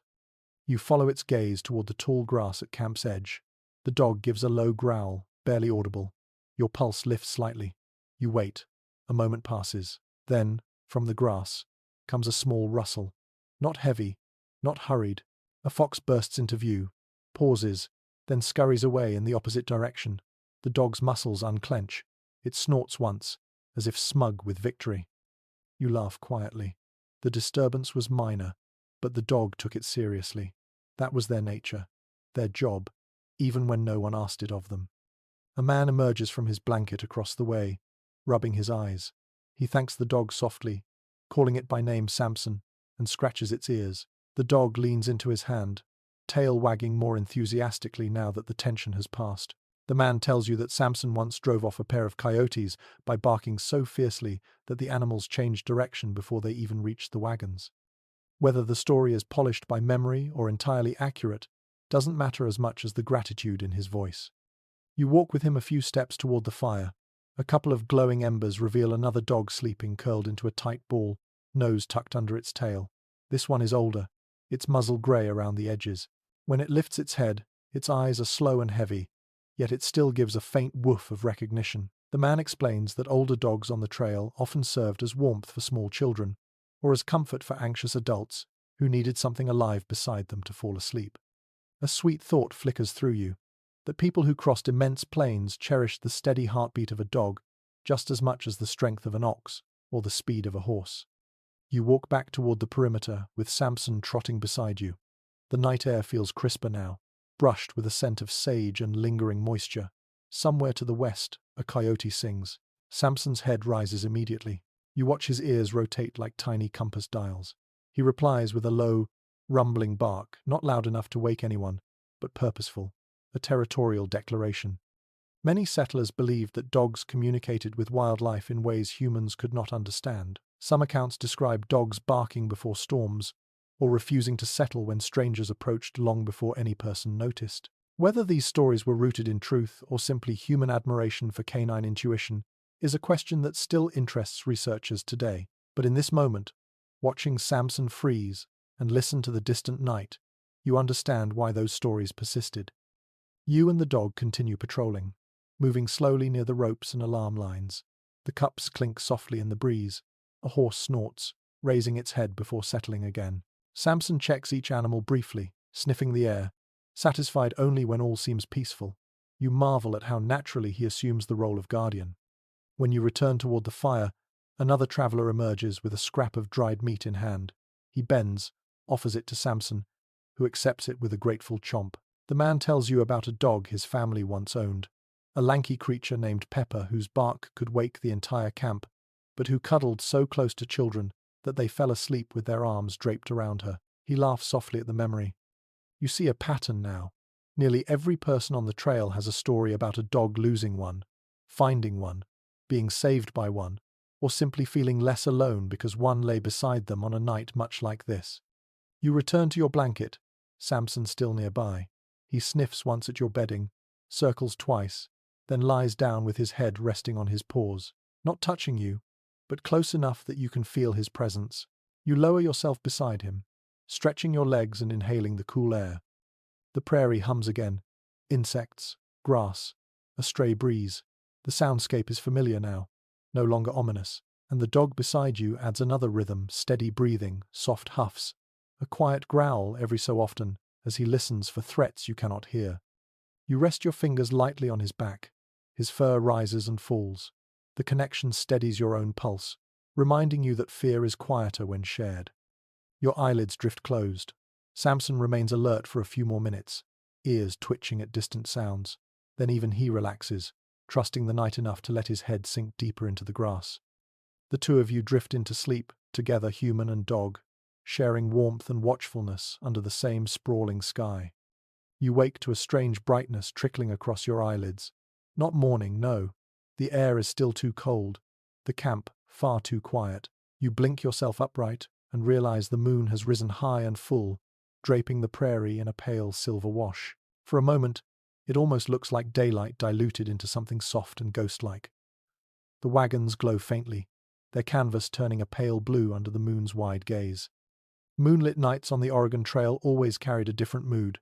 They unsettled some travelers and invigorated others. Tonight, you feel caught between both sensations. The world looks clearer than usual, shadows longer yet softer, the distance more visible than you expect at this hour. As you stand and stretch, your muscles complain quietly from the day's miles.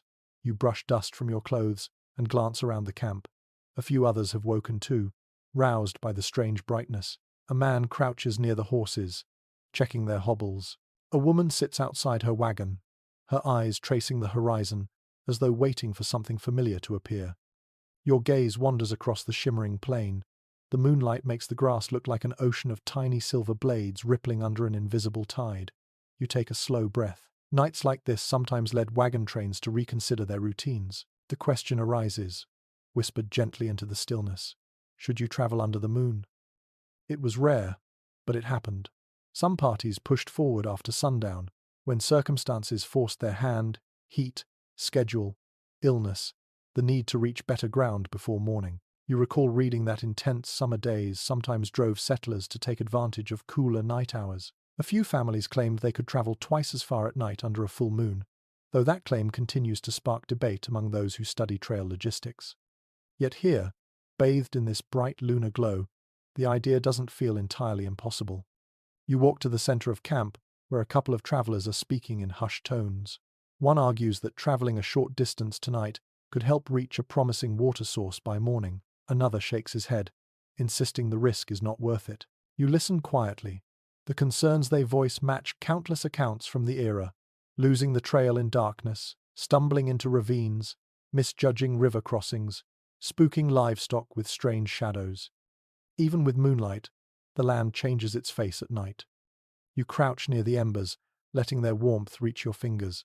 A woman joins you and remarks softly that moonlit travel always felt uncanny to her. She explains that distances blur, noises distort, and familiar markers transform into eerie shapes. She tells you that her father once led their wagon team a full mile off course because he mistook a moonlit ridge for a riverbank. The mistake cost them half a day of backtracking. You nod, imagining how misleading the landscape could be under this glowing sky. Still, you understand the temptation. You rise and take a few steps beyond the wagon circle. The moonlight creates a path-like pallor, stretching across the grass. You can see depressions in the soil, perhaps remnants of wagon ruts or animal tracks. The shadows they cast look sharper than the shapes themselves. You follow the faint line with your gaze until it disappears near a cluster of brush. Behind you, someone whistles softly. You turn to see a young scout adjusting the straps on his boots. He says moonlit nights always make him feel restless, as though the land is inviting him onward. He half jokes that it is easier to spot danger under a full moon than in thick fog at dawn. His enthusiasm is contagious, though tempered by the caution in his eyes. Scouts relied on instinct, and tonight, his instinct seems alert but uncertain. You step farther from the wagons, letting the cool moonlight brush your face. Somewhere in the distance, an owl glides silently across the brightened sky. Its wings catch the light in a ghostly shimmer. Settlers often interpreted owls as signs of wisdom or warnings, depending on their upbringing.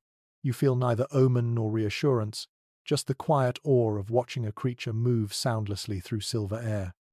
A man approaches you from behind, carrying a lantern he has not lit. He says he is considering checking the trail ahead, not to travel, just to look. Some trail veterans recommended scouting under bright moons, because visibility was unusually good. Others warned that moonlit distances often deceived even the sharpest eyes. The man shrugs at the contradiction. Out here, decisions rarely came with guarantees. You follow him a short way toward the edge of the camp. The grass parts softly under your feet. The night smells crisp, cool, a faint mix of damp soil and sage. You stop near a slight rise in the land and look out. The moon makes the prairie look endless and strangely delicate, as though the world has been dipped in pale paint. The man lifts his unlit lantern but does not raise it fully. If only every night looked like this, he whispers. You agree. Nights like this could fool anyone into thinking the trail was gentler than it truly was. A faint rustle interrupts your thoughts. You turn to see a pair of deer emerging from the grass, their slender forms glowing white beneath the moon. They pause, watch you for a moment, then bound away with fluid grace. Their presence feels like a blessing from the landscape itself, a reminder of how much life continues beyond the human world. You and the man return quietly to camp. Most travelers have settled back into their blankets. A couple of guards stand watch, their eyes scanning both shadow and light. No one seems in a hurry to break camp tonight.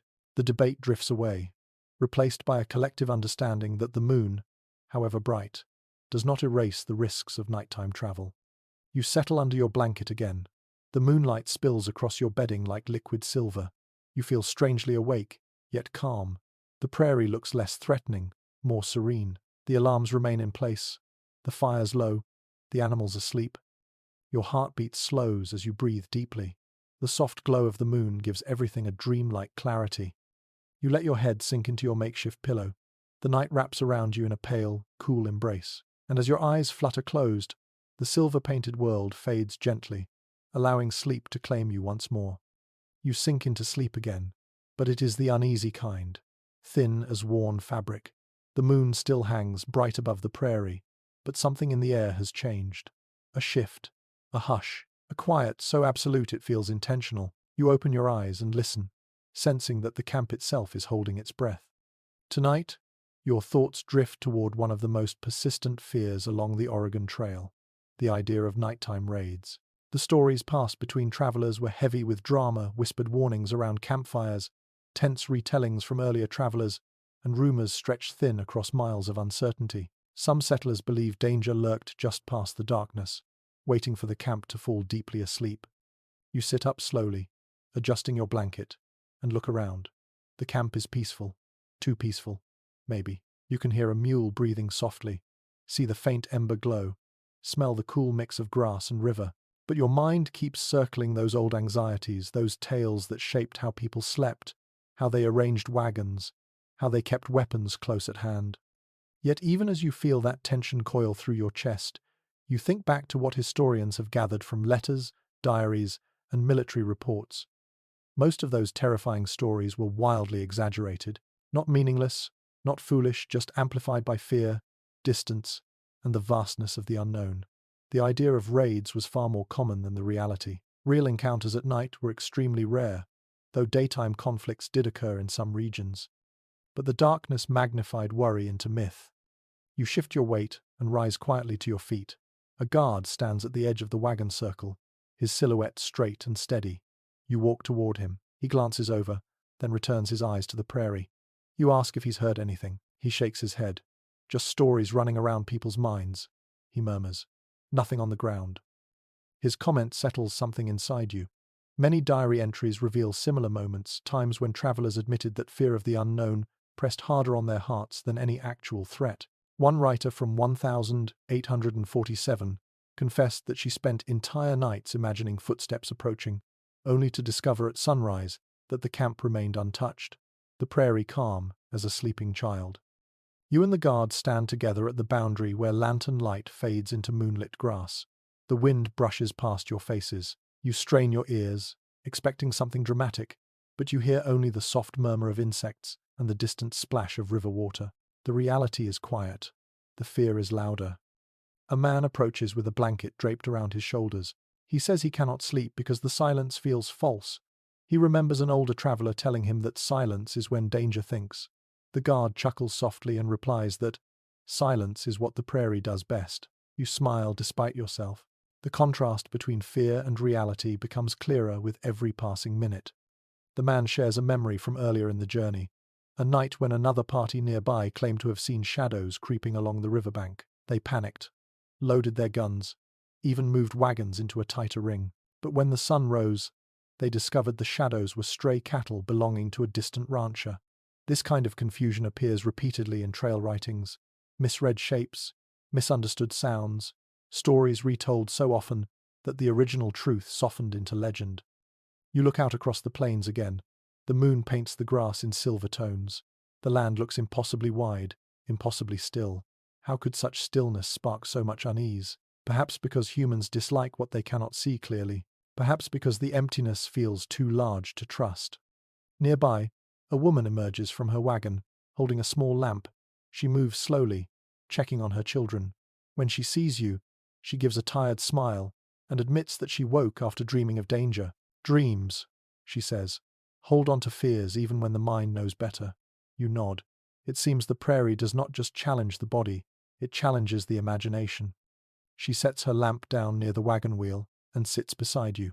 She recalls a letter she once read from a cousin who traveled years earlier. He wrote that he never once saw violence in the night but heard stories of it weekly. Even today, scholars analyzing these accounts point out how rumors replaced facts as they traveled faster than wagons ever could. Distance distorted details, and fear filled the gaps. You sit with her and the guard a while longer. The camp remains still. The animals breathe peacefully. No danger creeps through the grass. The prairie feels vast, but not hostile. The unease inside you begins to thin. After some time, a faint laughter drifts from the opposite side of camp. A couple of travelers are awake, quietly sharing a story. The lightness in their voices softens the night further. You feel your muscles relax. The guard steps away to complete another loop around the perimeter. You stay seated, watching the moonlight ripple across the grass. The woman eventually returns to her wagon, her lamp flickering gently as she goes. A sense of calmness settles over everything, as though the night itself has exhaled. You rise slowly, brush dust from your knees, and make your way back to your bedding. As you lie down again, you feel a shift inside your chest, a realization that fear grows in the gaps where knowledge fades. People feared night raids because nighttime magnified every uncertainty. But the truth of the trail was mostly quieter, shaped more by weather, exhaustion, and long distances than by dramatic attacks. You let that truth settle into you. The air cools around your cheeks. A faint breeze sighs through the grass. The dog from earlier curls near your feet again, offering its small, steady warmth. You close your eyes. The prairie holds you gently, no longer shadowed by imagined threat, and sleep returns, peaceful this time, soft as the moonlight drifting over the wagons. You wake again in the deep hours of the night, not because of danger, noise, or discomfort, but because something warm and human lingers in the air. It is the sound of quiet voices, soft, hushed, and threaded with fatigue. You open your eyes to find two figures sitting near the embers, silhouettes leaning toward each other in slow conversation. Their murmurs drift across the camp like small ripples on still water. You sit up, stretching gently, and realize what you're witnessing is one of the most understated but essential parts of life on the Oregon Trail, the creation of tiny midnight communities, not daylight alliances, not formal groups, but after dark bonds forged when the world shrank to the glow of a dying fire, and the shared fears, doubts, and hopes that surfaced only when most people slept. You pull your blanket around your shoulders and walk quietly toward the soft orange glow. As you approach, the two figures pause, then smile when they realize it's only you. They gesture for you to join them. You settle in on the cool ground, feeling the lingering warmth from the coals soak into your palms. One of them, a man with tired eyes and dust still clinging to his sleeves, tells you he couldn't sleep and came to the fire for company. The woman beside him nods, adding that nighttime made her thoughts too loud. So the two began talking, sharing stories of home, little confessions about the trail, and the strange comfort of knowing someone else felt the same weight. These late-night conversations show up often in surviving journals, though briefly and without flourish. Writers mention talking in whispers long after the camp slept, or sharing quiet tales until the fire died. It seems these moments rarely made it into the grander stories of the journey, yet they were essential to keeping spirits steady. They formed the emotional glue that held strangers together when land and distance threatened to pull them apart. You listen as the two beside you recount pieces of their pasts. The man speaks of a younger brother he left behind, a teenager training horses on their family farm. He wonders aloud how the boy is faring.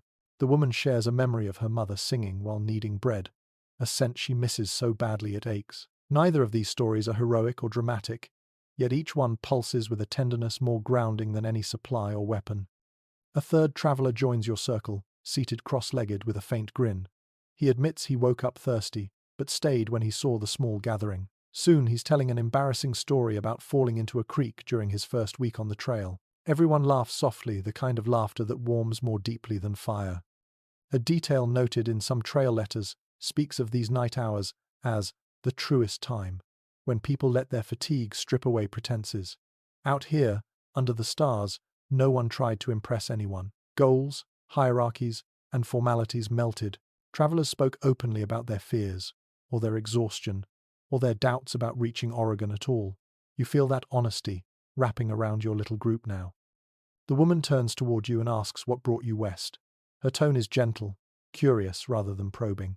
You share part of your story, whatever you feel comfortable offering, and she nods with quiet understanding. You realize how rare it is to be heard so fully, especially by near strangers sitting around faint coals. Somewhere nearby, a baby whimpers briefly. The mother murmurs a soothing sound, and all goes quiet again. The night feels thick with shared humanity. A faint breeze brushes your face. Overhead, the stars flicker in slow waves. One traveller leans back and starts tracing constellations with his fingertip, drawing patterns in the air. Another follows suit, pointing out star groups he remembers from childhood. You watch their fingers sweep across the sky, and you feel a swelling connection to those who once sat on this same land doing exactly this, decades before you. A small anecdote from an old emigrant diary comes to mind. One writer described how a group of night watchers began mapping constellations in the dust when the sky clouded over. They recreated the heavens beneath their feet so they wouldn't feel lost. The creativity of tired humans never fails to move you. Beside you, someone stretches, groaning softly. Conversation lapses into a comfortable quiet. No one rushes to fill the silence. It simply rests between you, warm and alive. You stare at the glowing embers. Their light is gentle, but enough to show half smiles, thoughtful eyes, and the slow rise and fall of tired chests. This small circle could be a family for these few hours. The night has a way of doing that, shrinking distances, not just on the ground, but between hearts. One of the travelers rubs his hands together and says that nights like this made the trail bearable. Not the good weather, not the miles covered, not even the moments of triumph. It was this, companionship in the dark, the reminder that even when fear pressed in close, others sat beside you, breathing the same cold air, hoping for the same dawn. Another nods, adding that the trail was too long to walk emotionally alone. People needed someone to listen, someone to laugh with, someone to share a fear or a foolish thought with at 2 a.m. Scholars who study emigrant communities note that these microbonds, short-lived yet sincere, kept morale surprisingly strong across endless miles. As the embers dim further, the group begins to quietly disperse. One by one, they rise, stretch, and murmur goodnight. Each returns to their bedding with a slightly lighter heart. You are the last to rise. You look around at the wagons, the animals, the sleeping silhouettes, and you realize how different the camp feels now. Softer, more connected. You walk back to your blanket, lie down, and pull the fabric over your shoulders. The night no longer feels cold or empty. It feels shared, threaded with voices and stories still warm in your memory. Your eyes close. The small community dissolves into dreams, and the prairie, wide and quiet, holds all of you gently as you slip into deeper sleep. You tumble awake to a sound so small it almost folds back into silence, a muted thud followed by a muffled curse. At first, you assume it's someone shifting in their sleep, but then another sharp clack echoes through the darkness. Not loud, not alarming, just inconvenient. You sit up, rubbing your face with cold hands, and realize the camp is stirring too. The prairie has not threatened you tonight, but the camp itself has begun offering its own brand of trouble. Accidents in the dark were some of the most common hazards settlers faced, far more frequent than dramatic dangers. You rise carefully, mindful of where you place your feet. Nighttime transforms ordinary objects, wagon wheels, loose planks, drop tools into traps waiting to catch bare toes or sleepy ankles. You walk toward the source of the noise and find a man crouched beside a wagon, wincing as he holds his shin. A wooden crate lies toppled beside him, its lid pried halfway open by the force of the stumble. He manages a rueful smile when you approach. "Forgot I set that there," he mutters, rubbing the spot where he struck himself. You help him push the crate back under the wagon, making sure it won't roll free again. His embarrassment fades as quickly as the night mishaps humbled even the most experienced travelers. A soft rustle draws your attention to the left. Someone has tripped over a bundle of rope coiled near a hammer. She stands now, arms crossed, glaring at the rope as though it personally offended her. When she notices your amused expression, she sighs and admits her own fault. She thought she knew the camp layout better than the night allowed. These little confessions sit at the heart of many trail recollections, quiet reminders that exhaustion turns even sturdy people clumsy. You walk with her toward the fire. A faint glow still pulses beneath the ash, enough to light the ground immediately around it. You crouch beside the embers, warming your hands, and she settles onto an overturned bucket. She tells you about a night earlier in the journey, when she kicked a wagon tongue in the dark and cried out so loudly the guards leapt to action, thinking danger had arrived. When they realized the culprit was her shin and nothing else, they teased her for days. You wince in sympathy. The camp around you begins to murmur with other soft disturbances. A mule snorts violently, jolted awake after stepping into a shallow depression. A man curses when he bangs his elbow against the edge of a wagon bed. Somewhere deeper in the circle, a child cries briefly after rolling onto a sharp pebble. You stand again and scan the area. The moon has dipped lower now, giving the night a muted, bluish tone. Shadows are softer but thicker, harder to interpret. Your mind drifts to an account you once read, describing how settlers often tied small markers, strips of cloth, hanging spoons, even knotted twine along the ground to help guide their feet between sleeping spots and the fire. These improvised pathways helped on moonless nights but often became tangled hazards of their own. As you step carefully around a saddle left too close to a wagon wheel, you reflect on how night blindness played tricks on the prairie. A perfectly clear path in daylight became a maze in half-darkness. Even experienced travelers misjudged distances, thinking they were stepping over a rut only to plant their foot directly in it. A sudden commotion rises near the livestock.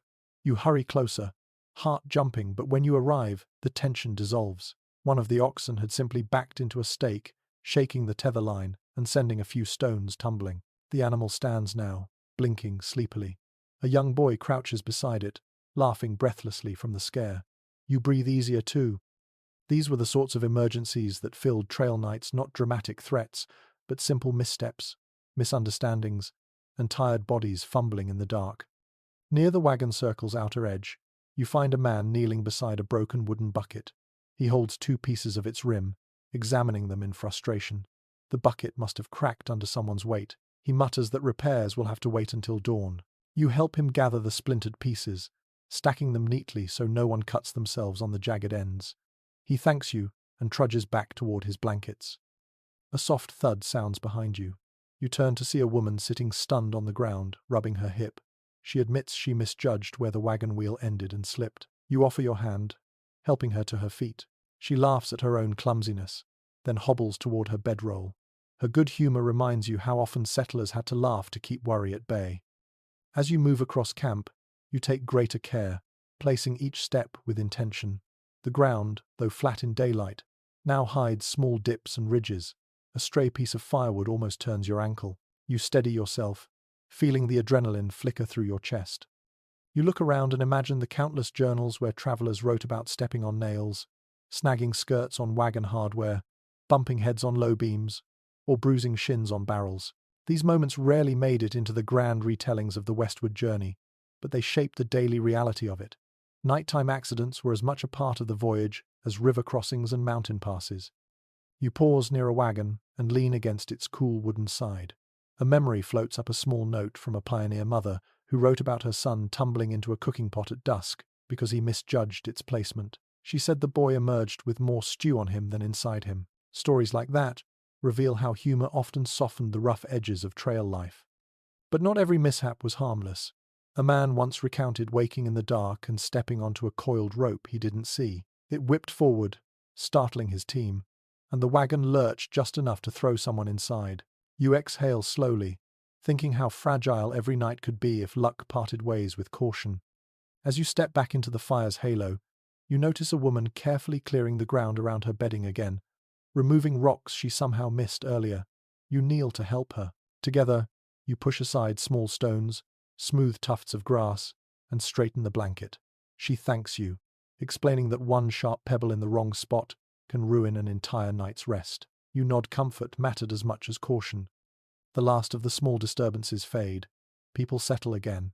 You return to your own blanket, mindful of every object near your feet. As you lower yourself down, you hear someone mutter from across camp. One day, I'll sleep inside a real room again, with a proper floor and no rogue buckets. A few quiet chuckles respond. You lie back, adjusting your blanket. The ground feels cool and familiar beneath your spine. You inhale deeply, letting the crisp night air fill your lungs. Accidents in the dark, annoying, painful, inconvenient, remind you that danger on the trail didn't always roar. Sometimes it whispered, or bumped, or tripped you lightly just to see if you were paying attention. The prairie settles once more. A breeze sighs through the grass. You close your eyes carefully, determined not to knock anything over. Sleep comes slowly but steadily, carrying with it the quiet resilience built from every stumble, bump, and bruise the night has offered. You wake to a different kind of quiet. Not fear, not tension, just the awareness that the land beneath you has shifted again. You stretch slowly, the cold morning dew clinging to your blanket, and the familiar prairie scent has changed. The air feels crisper, thinner, carrying a hint of pine you hadn't noticed before. When you sit up, the horizon reveals the subtle rise of distant hills, shadows layered like folded fabric. Tonight, your sleep will take place in a landscape no longer endless and flat, but textured, varied, and full of new challenges. Travelers often describe this part of the journey as a transition zone, where the open plains began blending into rolling terrain, foothills, and eventually mountains. With each shift in landform came a shift in how people slept. You rise, brushing off grass, and look around at the camp. Everything is familiar, yet the setting changes its meaning. The wagons have settled unevenly on sloped ground. Bedrolls have slid during the night. A few people rub sore shoulders from sleeping at odd angles. You step out of the wagon circle and feel the incline beneath your boots. Not steep, but noticeable. The tall grass of earlier nights thins into patches, replaced by shrubs and small rocky outcrops. The soundscape has changed too. The whispering sea of prairie grass has quieted, replaced by a faint rustle of leaves and the distant creak of branches shifting in the breeze. A woman near you calls out that her bedding slipped halfway down a gentle slope, and she woke staring at the wheels of someone else's wagon. She laughs at the absurdity, but you can hear the fatigue behind the humor. Sleeping on uneven ground required new strategies, wedging blankets, stacking gear as barriers, bracing yourself against wagon wheels so your body wouldn't slide. Trail accounts frequently mention this adjustment period. People accustomed to sleeping on flat prairie soil found themselves fumbling on irregular ground, discovering that rocks hid beneath thin layers of dirt, or that inclines made their legs ache by morning. Some settlers learned to dig shallow grooves in the earth to keep their bodies from drifting downhill at night. Others placed saddles, crates, or even piles of clothing on the lower side of their blankets as makeshift anchors. You walk toward a pair of travelers, now moving rocks away from their sleeping spot. One mutters that this land seems determined to poke holes in everyone's comfort. You help them roll a sizable stone out of the way, feeling its cool weight under your palms. When you drop it beside a bush, it lands with a hollow thud. They thank you and remark that the mountains, though still distant, seem eager to announce their presence. As the sun dips again toward evening, people begin preparing for another night, one that will unfold in terrain far less forgiving than the soft plains. You feel the dry crunch of pebbles under your boots as you gather firewood. Twigs snap sharply, echoing between small rises in the land. The sound carries further than on the open prairie, bouncing lightly off the hillside. You pause, noticing the difference. Sound behaves strangely here, as though the land plays tricks with distance. A man nearby mentions he once heard a branch crack on a night like this and was convinced someone or something was approaching the camp. In the morning, he found a squirrel perched on a fallen log, looking entirely unbothered. Whether his senses were distorted by exhaustion or by the unique acoustics of rolling terrain is something enthusiasts still discuss today, with no firm conclusion. When the campfires flicker to life, their glow feels more contained. The land here cups the light differently. Shadows pool deeper, folding over rocks and shrubs. You help adjust lanterns, placing them where they'll illuminate paths without casting confusing silhouettes. Travelers in hill country often committed considerable thought to lantern placement, knowing that deceptive shadows could make an ordinary shrub appear like a crouching figure or a harmless boulder resemble a lurking shape. As you prepare your bedding, you notice the earth beneath your hand is firmer than the soft prairie soil you left behind. It holds cold longer too. A chill creeps upward from the ground, sharper than before.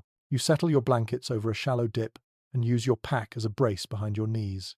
You lie back experimentally. The land feels uneven, but you adjust, shifting your body until the ground's contours match your shape. Someone coughs behind you and mutters about how the chill of higher elevations sinks into your bones while you sleep. They pull an extra blanket over their shoulders and suggest heating a stone by the fire to place under bedding, an old trick in cold regions. Whether this method was truly effective varies in accounts, but many families swore by it. A few travelers gather on a nearby rise, silhouetted against the dimming sky. They point toward the hazy outlines of mountains far ahead. Those peaks carry both promise and warning. They remind you that the journey's most formidable terrain lies ahead, and that sleeping in safety would require new layers of caution.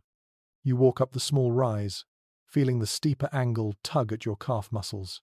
The grass is patchy here, replaced by flat stones and exposed dirt. Tiny insects flit around your ankles. As you look out toward the distant mountains, you feel the enormity of the land rising like a tide before you. The plains behind you feel distant, almost dreamlike. Returning to camp, you notice another change: the sounds of wildlife. On the prairie, animals moved in fluid, sweeping arcs. Here, their movement feels more abrupt, hidden, unpredictable. The shrubs rustle differently. The insects chirp with a sharper rhythm. A distant howl echoes longer, bouncing between faint hills instead of drifting freely into the horizon. You settle back down on your blankets and draw them tight around your shoulders. The ground beneath you feels uneven, yes, but solid. You listen to the wind threading itself through shrubs and rocks. You marvel at how each night demands a slight shift in mindset, how settlers learn to read their surroundings and mold their habits to fit whatever the terrain offered. Your eyelids grow heavy. The land settles with you. The hills watch quietly. And in the cradle of this subtly shifting country, neither prairie nor mountain, yet fully becoming both, you drift gently into sleep, shaped by the contours of everything around you. You wake once more, but this time it is not a noise or a dream, or even the shifting of the ground that pulls you from sleep. It is your own body. Your limbs feel heavy in a way that is not unpleasant, just final, as though every muscle has surrendered. You roll onto your back and stare at the fading stars. The sky looks pale and washed out, hinting that dawn isn't far. You exhale slowly, feeling the long, accumulated weight of the trail settle deeper into your bones. Exhaustion out here becomes its own sort of shelter. You notice it now more clearly than ever. The more the miles pile up, the less room your mind has left for fear. Settlers wrote about this exact sensation, how by the middle stretch of the journey, fatigue became such a constant companion that even the most anxious travelers fell asleep quickly, often in the middle of conversations, chores, or quiet watch shifts. The body learned to override worry simply because it had no energy to spare. You push yourself upright, joints complaining softly. The camp is still mostly asleep. The fires burn down to soft orange glows that look like embers dreaming of daylight. A man stirs a few wagons away, yawns, and collapses back onto his blanket. You smile, recognizing the familiar posture of someone who meant to wake but didn't quite win the battle. You rise and stretch. Your spine pops audibly. You wince, but the relief afterward is delicious. You stand for a moment, letting the early air cool the heat of your skin. The breeze slips through your shirt, brushing your back like cold fingertips. You turn your head slowly, cataloguing each muscle's response. Your legs feel stiff, weighted. Your feet have grown numb to the nightly aches. Your shoulders carry a dull throb from lifting, pushing, hauling. Yet somehow, this exhaustion brings a strange clarity, a soft steadiness. As you wander toward what remains of the night's fire, you find a woman already there. She sits cross-legged, hair tangled from sleep, elbows resting on her knees. She looks half awake, half dreaming. You sit beside her without speaking. She glances your way and smiles with glassy eyes. "Funny thing," she murmurs. "Once you're tired enough, even fear has to wait its turn." You chuckle gently. Her words echo what many trail diaries described: exhaustion, flattening danger. People learn to sleep through howling coyotes, rattling wagon wheels, shifting livestock, even storms pounding the canvas tops, simply because their bodies demanded surrender. The fire crackles softly as you poke the ash. A few sparks flutter upward, tiny fireflies of orange light. They drift into the air and vanish. You watch them disappear and feel the heaviness in your arms, the kind that signals a body pushed near its limits, yet still capable of one more day. A young man stumbles toward the fire, rubbing his face vigorously. He complains that he fell asleep sitting upright and woke with his forehead on his knees. You grin sympathetically. He adds that he doesn't even remember lying down the night before. This aligns perfectly with countless accounts where settlers describe dropping off mid-sentence or waking, with no recollection of closing their eyes. It wasn't carelessness. It was pure survival instinct. Rest where and when you can, because dawn will demand everything. As he speaks, a mule brays loudly, startling him so badly he almost trips. You laugh with him this time. Exhaustion blunts nerves but doesn't eliminate surprise. He mutters something about switching sleeping sides because his whole left leg went numb. You nod knowingly. The ground imprints itself onto you after a while. Days of walking, nights of sleeping on soil shaped by rocks and ridges, it all adds up. You listen as another traveler joins the group and says she fell asleep while boiling water the previous evening. The pot overflowed, extinguishing her small fire. When she woke, she thought rain had fallen. You shake your head in amused disbelief. But the story rings true. Trail fatigue made people inventive in mistakes as much as in solutions. A detail from one mid-19th century letter lingers in your mind. A woman wrote that she feared nothing after a month on the trail, except a day without sleep. Every other danger seemed manageable next to the bone-deep drag of exhaustion. Some modern historians who study pioneer health reflect on that sentiment, noting how fatigue altered behavior, judgment, and perception far more than external threats ever did. You stand and stretch again, arms reaching toward a sky slowly shifting from indigo to pale violet. Your body cracks and protests, but the release feels right. You've grown used to this cycle: push, rest, push again. The monotony becomes a strange comfort, a rhythm that steadies the mind even as it drains the muscles. A few wagons away, someone collapses halfway into their bedroll with a groan so dramatic it echoes across the camp. "I could sleep standing up," they mutter loudly. A tired chorus answers, "Try it. Let us know how it turns out." Soft laughter drifts across the circle. These humor-tinged complaints appear in so many journals that they feel timeless.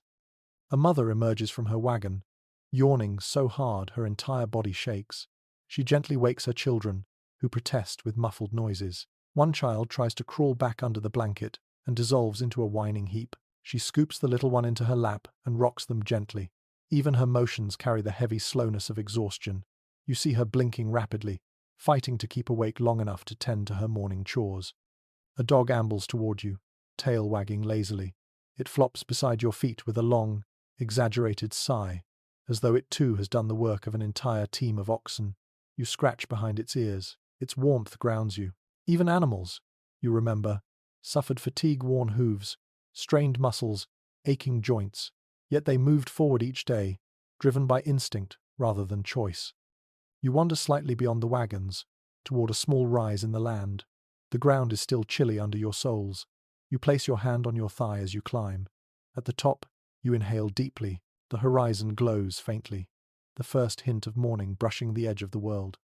This moment is where exhaustion transforms into endurance, the quiet before demands return, the breath between hardship and the next step, the body rebuilt just enough to move again.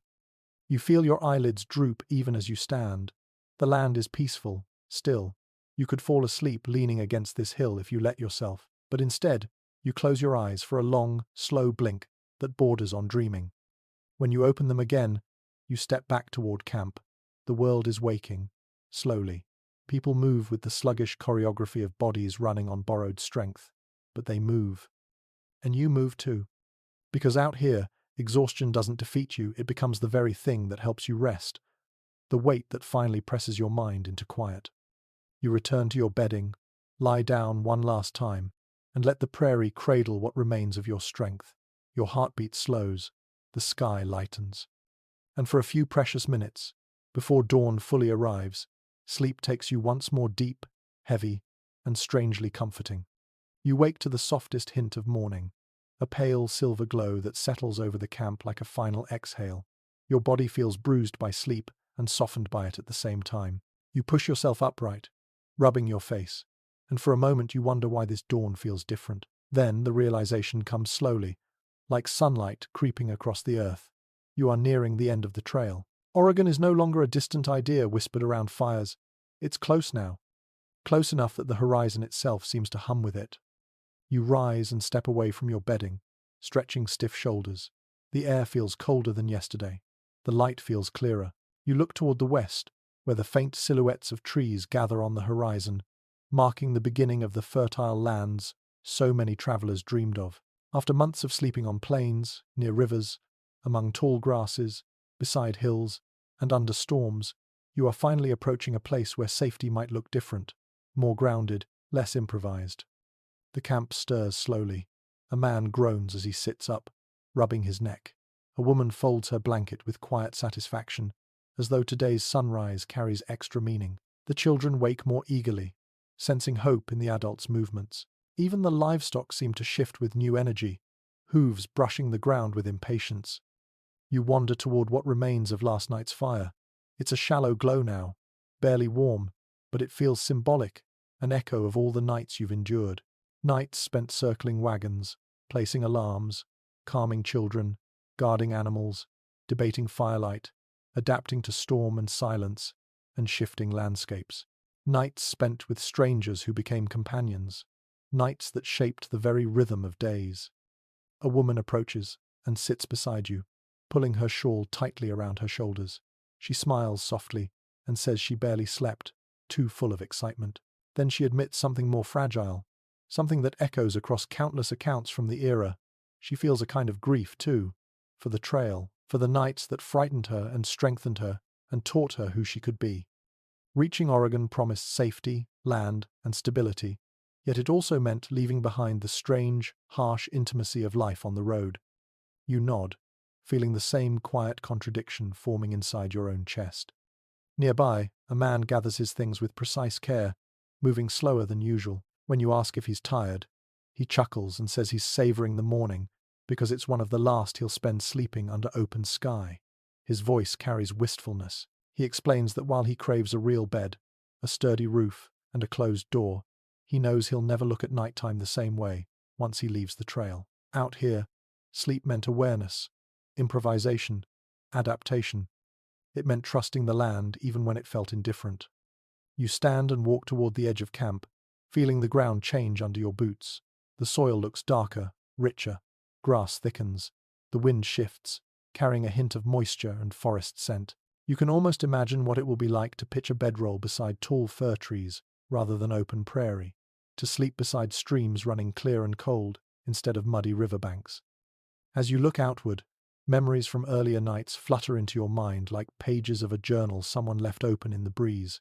You remember the tense hours waiting for storms to pass, the gentle lullabies sung by exhausted parents, the way bison moved silently at dusk, the glow of fireflies floating among the grasses, the muffled coughs of the sick and the quiet relief when their breathing eased, the soft clink of tin alarms, the warmth of dogs lying beside your feet, the fierce moonlight that turned the world silver, the shadows that played tricks on your imagination, the laughter shared around embers, the stumble and chaos of nighttime accidents, the restless hope carried up foothills, the deep, consuming exhaustion that finally dissolved fear. All of it lives inside you now. You take another step into the rising light and realize that sleeping safely on the Oregon Trail was never just about circling wagons or keeping rifles close. It was about paying attention to the land, to your companions, to your own limits. It was about knowing when to trust silence and when to prepare for noise. It was about sharing warmth, sharing stories, sharing watch duty, and sharing vulnerability in a place that stripped everyone down to their truest selves. A small group gathers to watch the eastern sky as it catches fire with dawn. Orange light spills across the wagons, turning canvas into glowing lanterns. Someone nearby says quietly that this might be the last sunrise they greet as travelers rather than settlers. The camp falls into a gentle hush at those words. You sit on a low mound of earth, breathing deeply. The cold air cleans your lungs. The light warms your face. Your blanket still carries the faint scent of long nights' smoke, sweat, dust, river water, crushed grass. Soon, you'll pack it away for the last time. But right now, you let it cling to your shoulders like a memory that doesn't yet want to be folded. People begin moving faster, preparing for the final stretch. Harnesses click, coffee simmers, tools clink. The camp transitions from sleep to readiness with practiced ease. You watch it all as though watching a familiar story reach its closing pages. Before you join the bustle, you take one final walk along the perimeter. The grass glitters with dew. Birds call softly from unseen branches. A fox skitters into a thicket, pausing only once to glance your way. The world feels full of beginnings. You return to camp and gather your bedding. As you roll it tightly, your hands pause, holding the worn fabric. You think of every night this blanket helped you make sense of the dark. Every night you wrapped it around your shivering body. Every night it absorbed fear and comfort in equal measure. One traveler approaches with a gentle grin. "Ready for Oregon?" he asks. You glance toward the brightening horizon. "Yes," you say, and not quite. Because the trail is ending, but the memory of its nights will follow you, settled deep into your bones, into your breath, into the part of you that now understands how humans endure when the world feels too large. You shoulder your pack, step into the morning light, and let the long shadow of your past nights fall softly behind you. The world grows quieter now, gentler, softened at the edges, as though someone has lowered the lights on the great stage of the trail. You breathe slowly, letting the rise and fall of your chest match the calm rhythm settling across the land. The last traces of dawn stretch thin, blending into soft daybreak, and you feel your tired body loosen, uncoil, and finally ease. You picture yourself sitting at the edge of your final camp, the grass cool beneath your palms, the wind brushing your cheek with a touch that asks nothing from you. No danger, no distance, no decisions left to make, only rest. Deep, warm, simple rest. Let your mind drift, the way the prairie's songs drift across open ground. Let the sounds fade, gradually, gently, until all that remains is the quiet heartbeat of the earth beneath you. You feel it now steady, patient, endlessly welcoming. You close your eyes, imagining the wagons settling into stillness one last time, the animals breathing steadily, the fire sighing itself into embers. Every worry, every ache, every sharp edge of memory smooths itself out, growing softer with each exhale. You have walked far. You have earned this stillness. Breathe in, breathe out. Let your shoulders drop. Let your jaw unclench. Let sleep approach like a slow-moving river. The night, the stars, the whispering grass, they linger only as comfort now, not caution. You carry them with you, but lightly, the way a distant melody hums in the back of your mind, long after the song has finished. You are safe. You are warm. You are done for the night. And as your thoughts dissolve into softness, the trail fades behind you, and dreams rise gently to meet you.